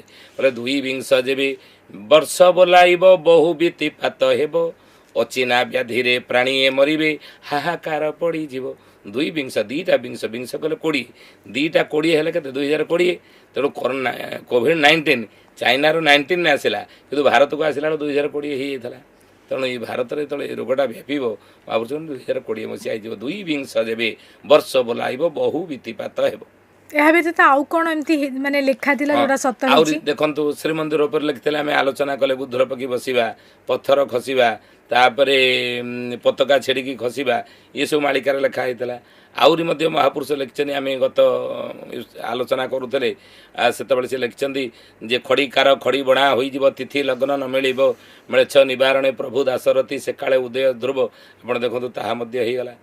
ଆହୁରି ମଧ୍ୟ ଲେଖିଛି ସାରଳା କରିବେ କୁଟଲ ବଉଳ କଟକେ ଲାଗିବ ଗୋଳ କାଳିଆ ବୋଦାରେ ମିଳେଛ ସଂଗାରଣ ଆସିଗଲାଣି ସେ ବେଳ। ତେଣୁ କଟକରେ ଗୋଳ ମଧ୍ୟ ଆରମ୍ଭ ହେଲା। ଆପଣ ଜାଣିଥିବେ ଏ କଟକ ଗୋଳ ମଧ୍ୟ କିଛି ଏଇ ବର୍ଷେ 1.5 ବର୍ଷ ତଳେ କଟକରେ ଗୋଳ ହେଉନଥିଲା କି? ତେଣୁ ତାହା ମଧ୍ୟ ମାଳିକାରେ ଲେଖା ଅଛି, ତାହା ମଧ୍ୟ ହେଇଯାଇଛି। କିଛି ଲୋକ କୁହନ୍ତି ନା ଆମେ ଆଖିରେ ନ ଦେଖିଲେ ତ ବିଶ୍ୱାସ କରୁନୁ, ମାନେ ମାଳିକା ସହିତ ସାଇନ୍ସର କ'ଣ ସାମଞ୍ଜସ୍ୟ ଅଛି? ବର୍ତ୍ତମାନ ବିଜ୍ଞାନ କହୁଛି ଯେ ଆମର ଯେଉଁ ଉତ୍ତର ମେରୁ ଦକ୍ଷିଣ ମେରୁ ରହିଛି ବରଫ ପାହାଡ଼, ଉତ୍ତର ମେରୁ ଦକ୍ଷିଣ ମେରୁ ବରଫ ପାହାଡ଼ମାନ ରହିଛି। ବିଜ୍ଞାନ ଏବେ କହୁଛି ଯେ ବରଫମାନ ତା ଧୀରେ ଧୀରେ ତରଳିବ। କାହିଁକି ନା ସୂର୍ଯ୍ୟତାପ ପ୍ରଖର ହେବ, କ୍ଲାଇମେଟ୍ ଚେଞ୍ଜ ହେଉଛି ନା, ଋତୁଚକ୍ର ଅସ୍ୱାଭାବିକ ଋତୁଚକ୍ରର ପରିବର୍ତ୍ତନ ଘଟୁଛି। ଆଉ ଆଜି ବିଜ୍ଞାନକୁ କହୁଛି ଅସ୍ୱାଭାବିକ ଋତୁଚକ୍ର ପରିବର୍ତ୍ତନ, ଜଳବାୟୁ ପରିବର୍ତ୍ତନ ଅସ୍ୱାଭାବିକ ଭାବରେ। ସେଇଥିପାଇଁ ଆମକୁ ସତର୍କ କରୁଛନ୍ତି, ସଚେତନତା ସୃଷ୍ଟି କରୁଛନ୍ତି, ତୁମେ ଏଇଆ କର, କେମିତି ପ୍ରକୃତିକୁ ଆମେ ବାଲାନ୍ସ ରଖିବା। ଏ କଥାକୁ 600 ବର୍ଷ ତଳେ ସେମାନେ ଲେଖିଥିଲେ ଏହା ହେବ ବୋଲି। ମାଘ ମାସେ ମହାଗ୍ରୀଷ୍ମ ହୋଇବ ବୈଶାଖ ମାସରେ ଶୀତ 13 ଦିନେ ଷଡ଼ ଋତୁ ଭୋଗ ହେବ ଶୁଣତୁ ବିନତା ସୁତ। ବିନତା ସୁତ କଲେ କି ଗରୁଡ଼, ଗରୁଡ଼କୁ ଭଗବାନ କୃଷ୍ଣ ଦ୍ୱାପର ଯୁଗରେ କହୁଛନ୍ତି, ହେ ଗରୁଡ଼ ଏ ମାଘ ମାସେ ମହାଗ୍ରୀଷ୍ମ ହୋଇବ, ମାଘ ମାସରେ ବାଘ ଭଳି ଶୀତ ହେବା କଥା। ସେ କହିଲେ ଜୋର ଗରମ ହେବ, ଲୋକ ଫ୍ୟାନ୍ ଦେଇକି ଶୋଇବେ। ଆମେ ଶୋଉଥିଲେ ଭୁବନେଶ୍ୱର କ'ଣ ଫ୍ୟାନ୍ ଦେଇକି ମାଘ ମାସରେ ଶୋଇନେ? ବୈଶାଖ ମାସରେ ଶୀତ, ଶୀତ ଋତୁଟା ଆସିଲା ବେଳକୁ ବୈଶାଖ ମାସ ହେଇଯାଇଥିବ ଶୀତ ପଡ଼ିଲା ବେଳକୁ। କାହିଁକିନା ସେତେବେଳେ ଟିକେ ବର୍ଷା ଟିକେ ଜୋର ହେଇଗଲେ 4-5 ଦିନ ସାଇକ୍ଲୋନ ହେଇଗଲେ ଦେଖିବେ ଲୋକ ଘୋଡ଼େଇକିରି ଶୋଇବେ। 13 ଦିନେ ଷଡ଼ ଋତୁ ଭୋଗ ହେବ, 6ଟା ଋତୁ 13ଟା ଦିନରେ ଲୋକମାନେ ଭୋଗିବେ। 6ଟା ଋତୁକୁ ଆମେ 12ଟା ମାସରେ ଭୋଗୁନାହାନ୍ତି କି? ଗ୍ରୀଷ୍ମ ବର୍ଷା ଶରତ ହେମନ୍ତ ଶୀତ ବସନ୍ତ 12ଟା ମାସରେ 6ଟା ଋତୁକୁ ଭୋଗୁଛନ୍ତି, କିନ୍ତୁ 13ଟା ଦିନରେ 6 ଋତୁକୁ ଲୋକମାନେ ଭୋଗିଦେବେ। ଋତୁଚକ୍ରର ଅସ୍ୱାଭାବିକ ପରିବର୍ତ୍ତନ ବିଜ୍ଞାନୀମାନେ ଆଜି କହୁଛନ୍ତି, ଯା ଏ ତ 600 ବର୍ଷ ତଳେ ଲେଖିଲେ ନା। ଶ୍ରାବଣ ମାସରେ ଭାଙ୍ଗିବ ନଡ଼ିଆ ବୈଶାଖେ ଫୁଟିବ କହିଁ ଗୋଚର ଦଣ୍ଡାକୁ ଚଷି ଯିବେ ଚଷା ଧର୍ମକୁ ବରଜି ଦେଇ। କହିଲେ ଶ୍ରାବଣ ମାସରେ ଭାଙ୍ଗିବ ନଡ଼ିଆ, ତାମାନେ କ'ଣ? ଶ୍ରାବଣ ଆଷାଢ଼ ଶ୍ରାବଣରେ ବର୍ଷା ଜୋର ହେଇକି ମାଟି ନରମ ରହିବା କଥା। ସେ କହିଲେ ଆଷାଢ଼ ଶ୍ରାବଣରେ ବର୍ଷା ଅଭାବ ହେବ, ନଡ଼ିଆ ପିଟି ଦେଲେ ଏତେ ମାଟି ଟାଣ ହେଇଥିବ ଯେ ଭାଙ୍ଗିଯିବ। ବୈଶାଖେ ଫୁଟିବ କହିଁ, ବୈଶାଖ ମାସରେ ବନ୍ୟା ସୃଷ୍ଟି ହେଇ ନଦୀ ନାଳ ଫୁଲ ରହିବ। ଆଷାଢ଼ ମାସରେ ବର୍ଷା ହେଇଥିଲା, ଶ୍ରାବଣ ମାସରେ ମଧ୍ୟ ବର୍ଷା ହେଇଛି, ଆଷାଢ଼ ଶ୍ରାବଣ ଭାଦ୍ରବ ମାସରେ ମଧ୍ୟ ବର୍ଷା ହେଇଛି, ଆଷାଢ଼ ଶ୍ରାବଣ ଭାଦ୍ରବ ଆଶ୍ୱିନ ମାସରେ ମଧ୍ୟ ବର୍ଷା, କାର୍ତ୍ତିକ ମାସରେ ବର୍ଷା, ପୁଷ ମାସରେ ବର୍ଷା, ମାର୍ଗଶିର ମାସରେ ବର୍ଷା, ଇଏ ଚୈତ୍ର ମାସରେ ମଧ୍ୟ ହେଇ ସେ ପାଣିପାଗ ମାନେ କହୁଛନ୍ତି ଏଇ ବର୍ଷା ହେବ। ତେଣୁ ସବୁ ମାସରେ ବର୍ଷା ହେଉନି। ଋତୁଚକ୍ରର ଅସ୍ୱାଭାବିକ ପରିବର୍ତ୍ତନ ଆଜି ସିନା ବିଜ୍ଞାନ କହୁଛି, ଏବେ ସେତେବେଳେ ସେମାନେ କହିଦେଉଥିଲେ। ତେଣୁ ଆଧ୍ୟାତ୍ମ ବିଜ୍ଞାନ ଉଭୟ ପୂରକ। ଆଧ୍ୟାତ୍ମ ବିନା ବିଜ୍ଞାନ ପ୍ରମାଣ କୌଣସି ଗୋଟେ ସିଦ୍ଧାନ୍ତକୁ ମାନେ ବାହାର କରିପାରିବ, ଗୋଟେ ସିଦ୍ଧାନ୍ତକୁ ସେ ଗ୍ରହଣ କରିପାରିବ ନାହିଁ। କି ଆଧ୍ୟାତ୍ମ ବିନା ବିଜ୍ଞାନ ହେଉଛି ଅନ୍ଧ, ଆଉ ବିଜ୍ଞାନ ବିନା ଆଧ୍ୟାତ୍ମ ମଧ୍ୟ ପ୍ରମାଣହୀନ, ମାନେ ପ୍ରମାଣିତ ନୁହଁ। ତେଣୁ ଆଧ୍ୟାତ୍ମ ଏବଂ ବିଜ୍ଞାନ ଉଭୟ ପରିପୂରକ। ପଞ୍ଚସଖା ମାନେ ବହୁତ ବଡ଼ ବିଜ୍ଞାନୀ ଥିଲେ, ଜ୍ୟୋତିର୍ବିଦ ଥିଲେ। ସେ ଗୋଟିଏ ଜାଗାରେ ବସି ସାରା ବିଶ୍ୱର କଥା କେମିତି କହିଲେ? ସେତେବେଳେ ଦେଖନ୍ତୁ ବାଉଁଶ ନଳୀରେ ଦେଖିପାରୁଥିଲେ ସାରା ବ୍ରହ୍ମାଣ୍ଡର ସ୍ଥିତି, ଏଇକିନା ବିଜ୍ଞାନ ଦେଖୁଛି। ତେଣୁ ଚିନ୍ତା କରନ୍ତୁ, ଆଧ୍ୟାତ୍ମ ଯୁଗ ଦୁଇଟା ଅଲଗା ନୁହଁ, କିନ୍ତୁ ତାକୁ ଗ୍ରହଣ କରିବା ଦରକାର। ମାନେ ମାଳିକାରେ ଲେଖା ହେଇଛି କି ନାହିଁ ମଣିଷର ଆଚାର ବିଚାର କେଉଁଭଳି ହେବା ଦରକାର, ଆଉ ଯଦି ନ ହେବ କ'ଣ ତାର ଅସୁବିଧା ହେବ? ଅଚ୍ୟୁତାନନ୍ଦ ମହାପୁରୁଷ ଲେଖିଲେ ଯେ ଘୋର କଳି ଯେତେବେଳେ ଆସି ଆଚ୍ଛାଦିବ ଏମହି ତଳେ ଲୋ ଯାଇ ଫୁଲ ହିଂସାବାଦ ପରସ୍ପରେ ଯାଇ ଫୁଲ ଲୋ। ବିଜ୍ଞାନ କହୁଛି ଏବେ ସୂର୍ଯ୍ୟତାପ ପ୍ରଖର ହେବ। 600 ବର୍ଷ ତଳେ ଅଚ୍ୟୁତାନନ୍ଦ ମହାପୁରୁଷ ଯେତେବେଳେ କାଗଜ କଲମର ଉଦ୍ଭାବନ ହେଇନଥିଲା, ସେତେବେଳେ ତାଳପତ୍ର ଲେଖନରେ ଲେଖିଥିଲେ ଦ୍ୱାଦଶ ସୂର୍ଯ୍ୟ ହୁଇବ 13 ଦିନ ବ୍ୟାପୀ ରାମ 13 ଦିନ ବ୍ୟାପୀ ଏହି ଘଟଣା ଘଟିବ ଥାଅ ତୋଇ ସାକ୍ଷୀ ବାବୁ ଥାଅ ତୋଇ ସାକ୍ଷୀ। କହିଲେ ଦ୍ୱାଦଶ ସୂର୍ଯ୍ୟ, ଗୋଟିଏ ସୂର୍ଯ୍ୟ କିରଣ ମେ ମାସରେ ହେଇଯାଉଛି 45 ଡିଗ୍ରୀ ଉପରେ ଟେମ୍ପରେଚର, ନୁହେଁ କି? ତେଣୁ 12ଟା ସୂର୍ଯ୍ୟର କିରଣ ଯେତେ ସେତିକି ଉତ୍ତାପ ଆଗକୁ ହେବ। ଆଉ ହେଲେ ଯେଉଁ ବରଫ ମାନ ତରଳିବ ଦକ୍ଷିଣ ମେରୁ ଉତ୍ତର ମେରୁ ଥିବା ବରଫ ପାହାଡ଼କୁ ତରଳିଲେ ଜଳ ପ୍ରଳୟର ସମ୍ଭାବନା କୁଆଡ଼େ ଯିଏ ନପାରେ। ମୀନ ରାଶିରେ ଶନି ଅଛନ୍ତି, ଏସବୁରେ ଜଳ ପ୍ରଳୟ ମଧ୍ୟ ଦେଖାଦେବ। ଅର୍ଥ ମହାପୁରୁଷ ଲେଖିଛନ୍ତି ଯେ ହୀରା ପାରା ଦୁହେଁ ଏକତ୍ର ହୋଇବେ, ମୋର ଧ୍ୟାନ ପୀଠ ଠାରେ ହେତୁ ରଖିଥାଅ କଳିଆ ଭକତ, ଦେଖିବୁ ତୁ ନୟନରେ। ଶ୍ରୀ ରାମଚନ୍ଦ୍ର ଯେତେବେଳେ ପଚାରିଲେ, କହିଲେ ଜଳ ପ୍ରଳୟ ଦ୍ୱାରା କେଉଁମାନେ ପ୍ରଭାବିତ ହେବେ? ନା ବଡ଼ ବଡ଼ ଦେଶ ଗୁଡ଼ିକ ସମୁଦ୍ର ଗର୍ଭରେ ଲୀନ ହୋଇଯିବ। ଆମେରିକା ଆଟଲାଣ୍ଟିକ୍ ମହାସାଗରରେ ଲୀନ ହେବ, ଅଧିକା ଅଞ୍ଚଳ ଲୀନ ହୋଇଯିବ। ବଡ଼ ବଡ଼ ଦେଶ ଗୁଡ଼ିକ ସମୁଦ୍ର ଗର୍ଭରେ ବୁଡ଼ିବ, ସମୁଦ୍ର ଜଳପତନ ବଢ଼ିଯିବ। ଆଉ ଶ୍ରୀ ରାମଚନ୍ଦ୍ର ପଚାରିଲେ, ଆମ ଓଡ଼ିଶା ପାଇଁ ଜଳ ପ୍ରଳୟର ସେମିତି କିଛି ସମ୍ଭାବନା ନାହିଁ ତ? ନା ଅଛି ନା କେମିତି ଅଛି? ନା ହୀରା ପାରା ଦୁହେଁ ଏକତ୍ର ହୋଇବେ, ମୋର ଧ୍ୟାନ ପୀଠ ଠାରେ। ହୀରା କହିଲେ ହୀରାକୁଦ, ପାରା କହିଲେ ପାରାଦୀପ। ହୀରାକୁଦ ଅଛି ଓଡ଼ିଶାର ପଶ୍ଚିମ ପଟ ସମ୍ବଲପୁର ଅଞ୍ଚଳରେ। ଓଡ଼ିଶାର ସବୁଠାରୁ ବଡ଼ ନଦୀ ହେଉଛି ମହାନଦୀ, ବାହାରିଛି ଛତିଶଗଡ଼ରୁ। ମହାନଦୀ ଉପରେ 1947 ମସିହାରେ କାର୍ଯ୍ୟ ଆରମ୍ଭ ହୋଇ 1958 ମସିହାରେ କାର୍ଯ୍ୟକ୍ଷମ ହୋଇଥିବା ସବୁଠାରୁ ବଡ଼ ନଦୀ ବଡ଼ ବନ୍ଧର ନାମ ହେଲା ହୀରାକୁଦ ବନ୍ଧ। ସେ ହୀରାକୁଦ ବନ୍ଧଟା ଦିନେ ଭାଙ୍ଗିବ ବୋଲି ତାକୁ ଅଚ୍ୟୁତାନନ୍ଦ ମହାପୁରୁଷ ମାଳିକାରେ ଲେଖିଛନ୍ତି। ହୀରାକୁଦ ବନ୍ଧ ଭାଙ୍ଗିଲେ ସେ ସେପଟୁ ସବୁ ସମ୍ବଲପୁର, ଅନୁଗୁଳ, ଢେଙ୍କାନାଳ ଏସବୁ ପାଣି ଭସେଇ ନେଇ ପଳେଇ ଆସିବ ଓଡ଼ିଶାର। ତାକୁ ଅର୍ଖିତ ଦାସ ମାଳିକାର ନାମ ମହାଗୁପ୍ତ ପଦ୍ମକଳ୍ପରେ ଲେଖିଲେ, କହିଲେ 26 ଠାବରେ ହୀରା କୁଦଉ ଛୋଳିବ, ହୀରା କୁଦଉ ଏ ସମୟରେ ତ ସବୁ ହବ। କହିଲେ 26 ଠାବରେ ହୀରା କୁଦଉ ଛୋଳିବ, ଏ ଓଡ଼ିଶା ଅର୍ଧେ ଭାଗ ଜଳାର୍ଣ୍ଣବ ହେବ। ଓଡ଼ିଶାର ଅଧେ ଜଳମଗ୍ନ ହେଇଯିବ ହୀରାକୁଦ ବନ୍ଧ ଭାଙ୍ଗିଲେ। ଆମେ କେତେଠାରୁ ଶୁଣି ଆସୁଛୁ ହୀରାକୁଦ ବନ୍ଧ ଭାଙ୍ଗିବ। ଏସବୁ କଥା ଜାଣିଛନ୍ତି ଆପଣ କହିଲେ, ମାନେ କିଛି ତ ତାର ସମାଧାନ ଥିବ ନା। ଆମେ ଖାଲି କାହିଁ କହିବା ଭାଙ୍ଗିବ ବୋଲି, ଆମେ ନ ଭାଙ୍ଗିବା ପାଇଁ କ'ଣ କରିପାରିବା? ସେଟାର ବି ତ ସମସ୍ୟା କଥା ଖାଲି ଲେଖିଥାନ୍ତି। ସମସ୍ୟାଟା ହେଇଯାଇଛି, ଆପଣଙ୍କର ଶରୀରରେ ଗୋଟେ ଘା ହେଇଯାଇଛି, ସେ ଘାର ଟ୍ରିଟମେଣ୍ଟ ହେବ ଧୀରେ ଧୀରେ। ଏସବୁ ଲୋକ ଚରିତ୍ର ଯେଉଁଭଳି ବର୍ତ୍ତମାନ ହେଲାଣି, ମହାପୁରୁଷ ଲେଖିଲେ, ଘୋର କଳି ଯେତେବେଳେ ଆସି ଆଚ୍ଛାଦିବ ଏ ମହି ତଳେ ଯାଇ ଫୁଲଲୋ, ହିଂସାବାଦ ପରସ୍ପର ଭିତରେ ହିଂସାବାଦ। ଆଗରୁ ଆପଣ ଦେଖିବେ ପଡ଼ିଶା ଆମର ପରିବାର ଭଳିଆ ଚଳୁଥିଲେ। ଆମର ପଡ଼ିଶା ଯିଏ, ଆମେ ତାଙ୍କ ସହିତ ପରିବାର ଭଳିଆ ଚଳୁଥିଲେ। କିନ୍ତୁ ବର୍ତ୍ତମାନ ଆମ ପରିବାର ପଡ଼ିଶା ଭଳିଆ ଚଳୁଛି। ଆମେ ପରିବାର ଲୋକଙ୍କ ସହିତ ପଡ଼ିଶା ଭଳିଆ ଚଳୁନାହାନ୍ତି। କାହିଁକି? କ'ଣ ଅସୁବିଧା କ'ଣ? ନା ଘୋର କଳି ଯେତେବେଳେ ଆସି ଆଚ୍ଛାଦିବ ଏ ମହି ତଳେ ଯାଇ ଫୁଲଲୋ, ହିଂସାବାଦ ପରସ୍ପର ଭିତରେ ହିଂସାବାଦ ଆଜି ପୁରି ଯାଇଛି। ସେତେବେଳେ ପଡ଼ିଶା ଘରେ ଯଦି କ'ଣ ଅସୁବିଧା ହେଉଥିଲା ଆମେ ସାହାଯ୍ୟ ସହଯୋଗ କରୁଥିଲେ, କିନ୍ତୁ ଏଇକିନା ଭାଇ ଭାଇକୁ ସାହାଯ୍ୟ କରୁନାହିଁ। ଏଭଳିଆ ସ୍ଥିତି। କାହା ଭିତରେ କଣ୍ଟାକ୍ଟ ଆମେ ରହିଛେ କିନ୍ତୁ କନେକ୍ସନ୍ ନାହାନ୍ତି। ଆମେ ବାପ ସହିତ ପୁଅ କଣ୍ଟାକ୍ଟରେ ଅଛି, ପୁଅ ଆମେରିକାରେ ଅଛି, ବାପ ଅଛି ଇଣ୍ଡିଆରେ, କଣ୍ଟାକ୍ଟରେ ଅଛି, ଫୋନ୍ ସବୁବେଳେ କରୁଛେ, କିନ୍ତୁ କନେକ୍ସନ୍ କାହିଁ? ପୁଅ ଯଦି ଘରକୁ ଆସୁଛି, ବାପ ଟିକେ ଚାହୁଁଛି ବାପାରେ କେଇ ଦିନ ରହିବ? ନା ବାପା ମୋର ଛୁଟି ବେଶୀ ନାହିଁ, ମୁଁ ମୋଟେ ମ୍ୟାକ୍ସିମମ୍ 3 ଦିନ ରହିପାରିବି ଘରେ। ନା ଯେ 3 ଦିନ ରହିବ, ବାପା ଟିକେ ବସନ। ନା ଅଫିସ୍ ୱାର୍କ ବହୁତ, ୱାର୍କ ଲୋଡ଼ ମୋ ଉପରେ, ତେଣୁ ହୋମ୍ ଘରେ ବସିକି ଅଫିସ୍ କାମ ଲ୍ୟାପଟପ୍ରେ କରୁଛି, ବାପା ପାଖରେ ପୁଅ ବସିବାକୁ ସମୟ ନାହିଁ। ତେଣୁ ଆମେ କନେକ୍ସନ୍ରେ ନାହାନ୍ତି, କଣ୍ଟାକ୍ଟରେ ଅଛନ୍ତି। ଫୋନ୍ କରୁଛେ କିନ୍ତୁ କନେକ୍ସନ୍ ନାହିଁ, ଆତ୍ମୀୟତା ପରସ୍ପର ଆସିବ, କିନ୍ତୁ ଆତ୍ମୀୟତା ଆସିବ ନାହିଁ। ସେଇ ଅସୁବିଧାଟା ବର୍ତ୍ତମାନ ହେଇଛି। ସେ ଅସୁବିଧାଟା ସଜାଡ଼ି ହେବ କେମିତି?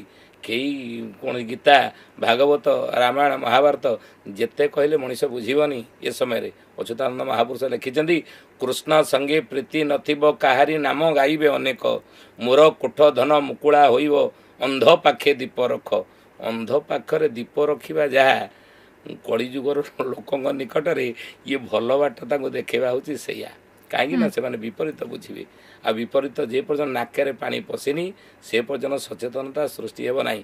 ମୁଁ ଏରସମା ଅଞ୍ଚଳକୁ ଯାଇଥିଲି, 4-5 ଜଣ ମୋତେ ପଚାର କରେ, ଆଜ୍ଞା 1999 ମସିହା ଅକ୍ଟୋବର 29 ତାରିଖରେ ମହାବାତ୍ୟା ଏପଟକୁ ଆସିଥିଲା, ସବୁଯାକ ଦେଖନ୍ତୁ ନିଶ୍ଚିହ୍ନ ହୋଇଗଲା ଏ ଅଞ୍ଚଳ, ବାଲି ଚରିଗଲା। ଆପଣ ମଧ୍ୟ ଖବର ନେବେ, ଆମ୍ବିକି ହେଉ, ନୂଆ ଗାଁ ହେଉ, ସେ ଯେଉଁ ବାଲି ଚରି ଯାଇଥିଲା ଏରସମା। କିନ୍ତୁ ଆଉ କେବେ ବାତ୍ୟା ଆସିବ ଏ ଅଞ୍ଚଳକୁ ମାଳିକାରେ ଲେଖା ହେଇନି, ଟିକେ କହୁନାହାନ୍ତି। ମୁଁ ପଚାରି କହିଲି, ବାତ୍ୟାକୁ କାହିଁକି ଏତେ ଖୋଜୁଛନ୍ତି? କ'ଣ କାହିଁକି ଏତେ ଖୋଜୁଛନ୍ତି? ବାତ୍ୟା ଗୋଟେ ଖରାପ, ବାତ୍ୟା ହେଲେ ଅସୁବିଧା ହେବ, ଧନ ଯିବ, ଜୀବନ ଯିବ, କେତେ ଅସୁବିଧା ହେବ। ଆଉ ତୁମେ ବାତ୍ୟାକୁ କାହିଁକି ଖୋଜୁଛ? ଗୋଟେ ଅସୁବିଧାଟାକୁ କାହିଁକି ଖୋଜୁଛ? ବିପଦକୁ କାହିଁକି ଖୋଜୁଛ? କି ସିନା ଭଲ ଜିନିଷକୁ ଖୋଜନ୍ତି? ଆଜ୍ଞା ଶୁଣନ୍ତୁ, 1999 ମସିହା ଅକ୍ଟୋବର ବାତ୍ୟା ଯେତେବେଳେ ହେଲା, ଅକ୍ଟୋବର 29ରେ, ସେତେବେଳେ ଭିନେ ହେଇଥିବା ଭାଇ ଆମେ ଏକାଠି ହେଇଗଲୁ।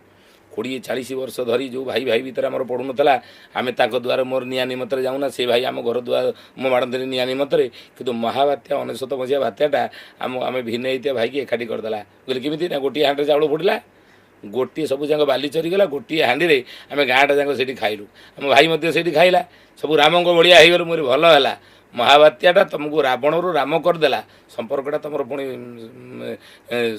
भल हो गला ना आज्ञा कौन भल हो गला जमी 4-5 दिन खंडे जाइए रिलीफ मिलगला सरकारी साहाय्य मिलगला पुणी रावण भाया समझे हो महाबात्या एक लाभदायक बात्यार परिणत हो गला आ देखुं सब जाक चाल घर था सब जाक कोठा आम सब जाक कोठा सरकार साहाय्य पाइक आउ केवे जदि बात्या बात्या आसबार अच्छे टी आगुरी आम कही था आम जहाँ कि करने चाहूँ आउ से एगना करूँ से सरकारी साहाय्य पाइले आम सब कर बुझे लोक चरित्र बर्तमान ये तेणु कोरोना बेले किए घंट बजेले किए शंख फुंकिले किए दीप जाड़े सब जगह राम भाया हो गले जमी कोरोना प्रभाव टी चलीगला पुणी देखला आप देखुना सब जगार दुर्नीति आप अच्युतानंद महापुरुष लिखिं कहले श्रीरंग ठारे युद्ध होइब श्रीमंत भक्त सुख्याति पाइब श्री गुरु माने पुणी जे शिष्य को ठकिबे मिथ्या कहूथिबे विद्या को वाणिज्य करी विद्याटा वाणिज्य परिणत हो अच्युतानंद महापुरुष लिखिदे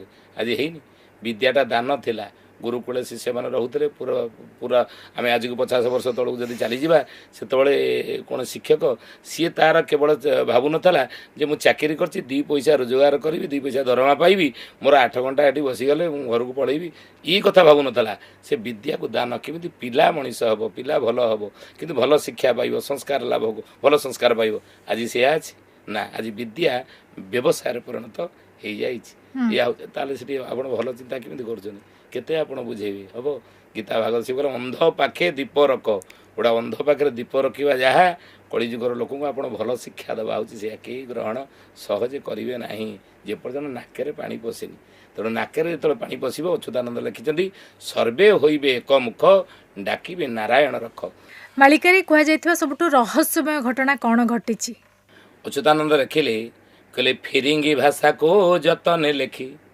प्रांत बेनिक्षर रखिबो साखी यही अमल रे सत्य होइब अच्युत वचन आनन होइब कहले फिरिंगी भाषा को जतन लेखिब यहाँ साधारण लोक मैंने सब पाठ पढ़ुआ पिला माने बुझे फिरिंगी कहले कौन इंग्रेज माने भाषा है कौन आम जमी ओडिया आमर ओडिशावासी आमर भाषा ओडिया से इंग्रेज मानकर भाषा है इंग्लीश कहले तू जतन लिखिबू इंग्लीशटा को जतन लिखले ENGLISH इंग्लीश कहले प्रांत बेनिक्षर रखिबू साखी अब हाड़ीदास महापुरुष लिखिं प्रांत कहले कौन शेष बेनिक्षर ता पाख अक्षर ये दुईटा को साक्षी रखिबू तो ही अमल रे सत्य होइब से अमल रे कलिजुग शेष हो सत्य जुगर आगमन हो अच्युत वचन महापुरुष वचन मिथ्या नहिब अच्छा जो लिखिं फिरिंगी भाषा इंग्लीश ENGLISH प्रथम अक्षर है कौन ना ईरे कहते इंग्रेज मैंने आम देश को शासन करुले आम पराधीन होते से जिते आम देश छाड़ी गले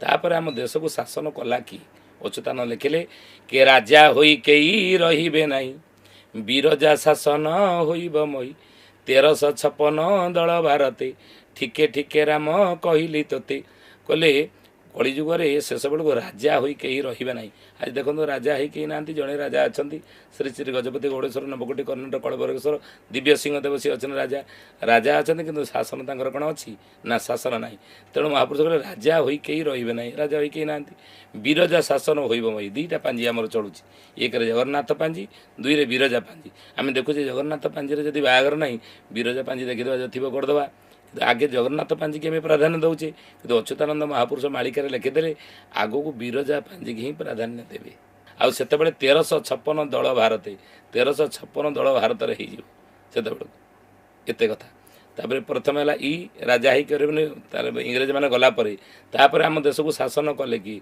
जब राजा ना किए शासन कले ई पर कौ अक्षर आस महापुरुष लिखिते कहले पंचनाम पुणी आर्यावर्तर रामदास तू देखु नेत्र भारतर 5टा ना हम देखो ये कथा से समय 600 वर्ष तले कही प्रथम आम भारतर कौन गोटे ना ना 5टा ना अच्युतानंद लिखिले मालिकारे कहले प्रथमे अजनाभश्च आर्यावर्तश्च द्वितीय तृतीय जम्बूद्वीपश्च चतुर्थे भारतस्तथा आम देशर प्रथम ना था अजनाभ द्वितीय नाम है आर्यावर्त पुरा काल में आप देखिए राणी मैंने स्वामी की आर्यपुत्र बोली डाकुले नुह कि तेणु द्वितीय आम भारतर नाम है आर्यावर्त तृतीय जम्बूद्वीपश्च ये आम भारत सारा विश्व में 7टी द्वीप भितर एवं कौन ना जम्बूद्वीप हूँ श्रेष्ठ।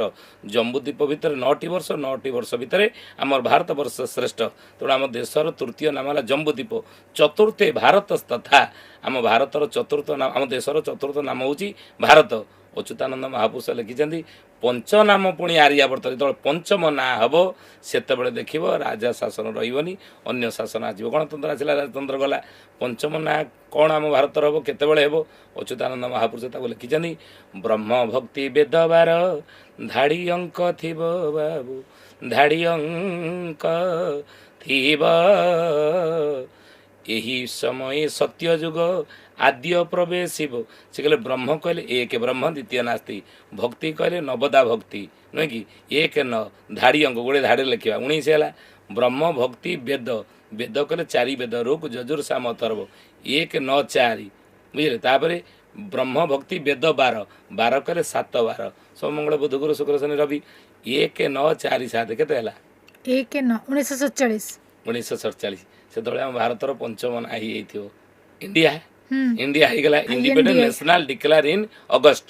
तेणु 1947 मसीहा अगस्ट 15 तारीख देश स्वाधीन होगला से आम देशर नुआ ना है इंडिया बुझे कि तेणु जो हम से शासन को किए आस राजा शासन रही किए आसो पर एन एन किए आसवे ना नेहरू जवाहरलाल नेहरू आम देशर प्रथम प्रधानमंत्री हेले नुहे कि ई एन गला कौन जी जी रे किए आसवे ये जवाहरलाल नेहरू गला तापर आम देश को शासन कले कि ना जी रे गुलुजार बोली जहाँ को कही भारत विदुर अटई से अच्युत लिखिले कहले गुलजारलाल नंदा आम भारतर प्रधानमंत्री हेले एन पर नेहरू पर कामचला प्रधानमंत्री नुहे कि से द्वापर जुगर थे विदुर बोली विदुर स्वयं दासीपुत्र विदुर थे जमराज मांडवी ऋषि अभिशाप पाई दासीपुत्र विदुर रूप में द्वापर जुगर जन्मग्रहण करते बुझे कि एन जी गला को अक्षर एल रे किए पुणी आम देश को शासन कला अच्युतानंद लिखिं 600 वर्ष तले किए शासन कर से लिखि कहले लाल बाहादुर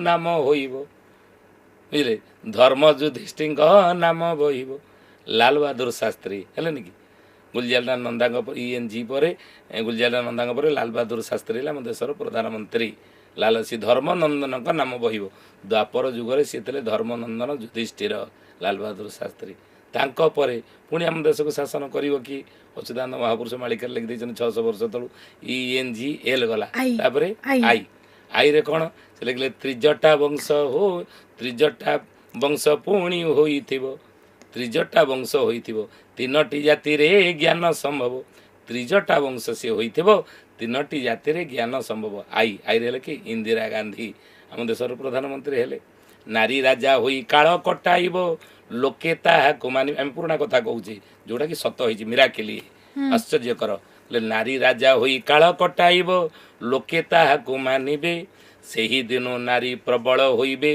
गुरु स्वामी न मानिबे अच्युतानंद महापुरुष लिखिले जो इंदिरा गांधी पूर्वर नारी मानक एत स्वाधीनता मिल नाला घर चारिकांथ भितर गोटे पुरुषर बिना अनुमति घर में एरुड़ी बंद जीवाई गोटे नारीटे साहस करूनला कारण परदा प्रथा सतीदाह प्रथा बाल्य विवाह प्रथा समाज में प्रचलित होता से समय परदा हाथ ओढ़ा टाणी घर चारिकांथ भितर रोते पुरुष केन्द्रिक समाज था नारी घर काम करता पुरुष मैंने बाहर को बाहर बजार घाट करुले बर्तमान ताहा नहीं ताहा ये नारी की स्वाधीनता देला कि नारी बाहर को बाहरला कहाँ ठारू ना नारी राजा होई काल कटाइब लोके ताहाको मानिबे इंदिरा गांधी जो प्रधानमंत्री हेले तो नारी मान को स्वाधीनता देखो से समय 600 वर्ष तले से लिखिं मालिकार देखो कि सत घटना नहीं कि आउ से ही दिन नारी प्रबल होइबे गुरु स्वामी न मानिबे कथा महापुरुष लिखिं आम साड़ू को आलोचना करिया ठीक नुह तेणु महापुरुष एक कथा मत आई रहे इंदिरा गांधी ये त्रिजटा वंश होइथिबो त्रिजटा किए अच्युतानंद महापुरुष मालिकार नाम तत्वबोधन लिखिले जेते बेले राम वन को गले सीता चोरी कला रावण भले अशोक वन में रखिला नहीं आउ त्रिजटा नामे असुरी जगाई असुरणी मान जगैकी रावण सीता को रखिला अशोक वन में सी असुरणी प्रभु जो 7 समुद्र सेतुबंध बांधिले अच्युतानंद महापुरुष लिखिं हाड़ीदास लिखिं 7 दिन जे अंधार बहुड़ सूर्य न होइबे देखा श्रृगाल कुकुर घरे पशिजे कहीं न करेंगे रक्षा 7 दिन दिने कली जुगर अंधार हो हाड़ीदास लिखिं आउ सत्य जुगर 7 दिन अंधार हो त्रेता जुगर 7 दिन अंधार हो द्वापर जुगर 7 दिन अंधार हो कली जुगर 7 दिन अंधार हो तेणु प्रभु 7 समुद्र से सेतुबंध बांधिले 7 समुद्र कौटी बानर सेना मान सहयोग लंका जिते विजय यात्रा कले रावण को मारिले एवं कुंभकर्ण इंद्रजित को मारिकी स्वर्णमयी लंकार लुहार मही बुलेदेले विभीषण को राजा करदे हे विभीषण तू राजा ह नुहे कि विभीषण को आउ गोटे बर देले अमर वर तू मोटे मरबू ना अश्वत्थमा बड़ी व्यास हनुमान विभीषण कृप परशुराम सप्तैते चिरंजीवीन ये 7 जन होचने संसार अमर आउ जन अमर होचने स्वयं किए ना मार्कंड महामुनि अष्ट ये होचने अमर तेणु अमर वर विभीषण पाइला राणी होइला सेहु मंद धरी अभिषेक है विधवा नारी प्रभु जो सीता को उद्धार कले यही समय सीता पाद तले पड़े त्रिजटा व्यर्थ हेब कि मो सेवा गोटा ठाकुरे ठाकुरे तो मो बापा को वर देदेले राजा करदे लंकापुर अमर वर देले आ मु कौन मो सेवा गोटा कौन व्यर्थ हे हे भगवती मत किसी वर फर दिंतु प्रभु पचारे कले ये किए तुम पाद तले पड़ी कौन कौच हे भगवती ना विभीषण से अटे दुहिता मोर उपकारी नाम त्रिजटा आपणकर जमी उपकारी विभीषण आपण ता जो रावण को मारी पारे आ जो मो जीवन रहा ये तारी झील त्रिजटा आ सी कौच बापा को वर देला गोटे वर फर कौन दिह ना अच्छा अच्छा हो त्रिजटा कई दिन मो स्त्री सेवा करुँ कहलु अशोक वन में ना दिने दिने होते मुझे छाड़ी था किंतु अच्युतानंद लिखिले तत्वबोधिनी मालिकार 13 मास मुई सेवा करी सेवार फल मुझे मागिली दिन 13 मास सेवा करी होगा जा कली जुगर तो 13 पुरुष हस्तिना सिंहासन बसी शासन करी से त्रिजटा वर पाई 13 पुरुष हस्तिना सिंहासन बसी कली जुगर शासन कर तेणु महापुरुष लिखिं आई रहे इंदिरा गांधी तांको पुणी शासन क्षमता को किए आसो एस आबरला एस अच्युतानंद महापुरुष जुगर लिखिले बा बेनी अक्षर को साक्षी रखिबू प्रांत बेनिक्षर रखिबू साक्षी प्रांत कले शेष ता पाख अक्षर को साक्षी रखिबू से 2टा अक्षर कली जुगर समाप्त ही सत्य जुग आसीजीव ये सरला कौन ना 7 कौन ना 7 विडो 7 विधवा अच्युतानंद महालिकार लिखिं कहले 7 रांड जेबे होइबे मेल से काले शेष हेब कली काल तही अमल रे सत्य होइब अच्युति वचन आनन होइब तेल 7 विधवा द्वारा ये भारत वर्ष शासन शासित हम आम देखुचे भारतर जो शीर्ष रही राष्ट्रपति जो नाइबा तो सबू राज्य में 7 जन विधवा जो मुख्य रे 7 जन विधवा जो होजे से जान जुग शेष हो सत्य जुगर आगमन होगा तापर एस गला यहाँ हम आगू आहरी आलोचना कले बहुत विस्तारित हो 7 जन किए किए साड़ू जावानी तेणु एस पर एच है हनेस्ट साधुता से धर्मतंत्र द्वारा राजतंत्र परिचालित हम जड़े धार्मिक व्यक्ति संपन्न व्यक्ति माने राजनीति क्षेत्र को आसवे जहाँ द्वारा देश पुणी थे राम राज्यर गौरव लाभ कर राम राज्यर प्रतिष्ठा हम देश सबु देश माने भारत निकट में मथानत करेंगे एवं सबु देश माने अर्थनीति हो कि अन्य कौ देश मैंने भारत को टपीबेनी सबू उपरे भारत ही रध्यात्मर ध्रुव केन्द्र रूप में सारा विश्व को भारत आलोकित एवं भारत ही जगत गुरु हम बोली मालिकार लिखाई भावुची आमर आज माने एपिसोडटा को जो माने शुणिबे जानी परिबे एटा जहाँ भी आम आलोचना करिचु मालिकार जहाँ जहाँ लेखा होइछि ताकू नै कि आम आलोचना करिचु एथिरे आमर किछि निजस्व मत नहीं आमे मालिकार ना कहले को मालिकार से माने लिखिजंती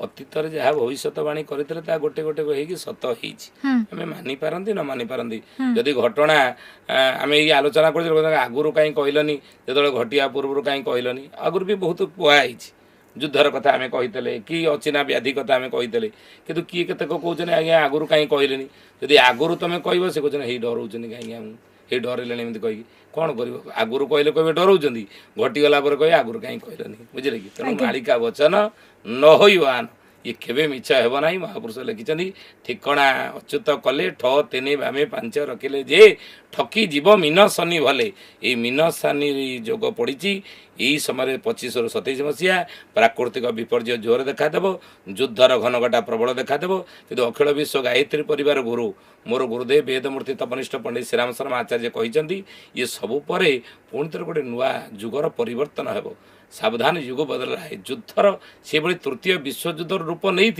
युद्ध देश देश में चलती किंतु अणु परमाणु युद्ध परमाणु युद्ध होगा दिज्व नहीं साधु सन्त मानकर ऋषि मुनि मानकर महात्मा महापुरुष मानकर तपश्चर्या यज्ञ होम एवं आध्यात्मिक जो कार्यक्रम गुड़िक आम करुचे जप तप जाग यज्ञ एवं तप ये सब फल जदि विराट पहाड़ भली विपद रही धीरे धीरे प्रशमित हो पत्थर भली देहरे बाजिव बुझे कि कमी जाकि पत्थर भली देहरे बाजिव मो गुरुदेव आश्वासन बाणी कर पृथ्वी ध्वंस हो ना कि आपर गोटे भल समय आसो बोली महापुरुष मैंने कहते अनेक सन्त महात्मा मैंने कहते अनेक धर्म गुरु मैंने आश्वासन देते डर ना कि खराब तत्व रहा बेल ठारू तुम्हें परिवर्तन हो जाओ निजर आचार निजर चिंतन निजर चरित्र को परिवर्तन कर आहारे सात्विकता शुद्ध सात्विक शाकाहार भोजन कर कहीं द्वादश महापुरुष लिखिं माछ मांस खिया जन न सही पारे सूर्यकिरण में आलोचना करी सूर्यकिरण प्रखर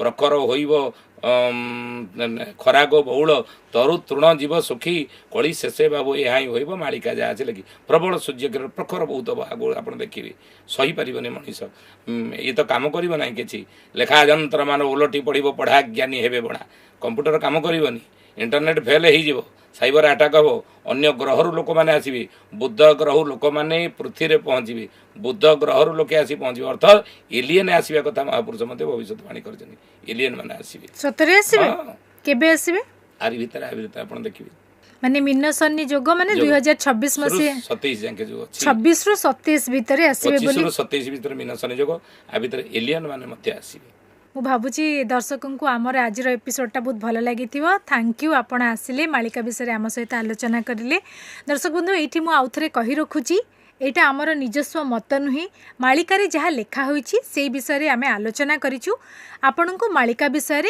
अधिक भल भाव बुझे देइचंती परिव्राजक प्रमोद कुमार पृष्टि आज एपिसोड को ये रखुची पुणी देखा आउ एक नुआ एपिसोड सह रहुची नमस्कार।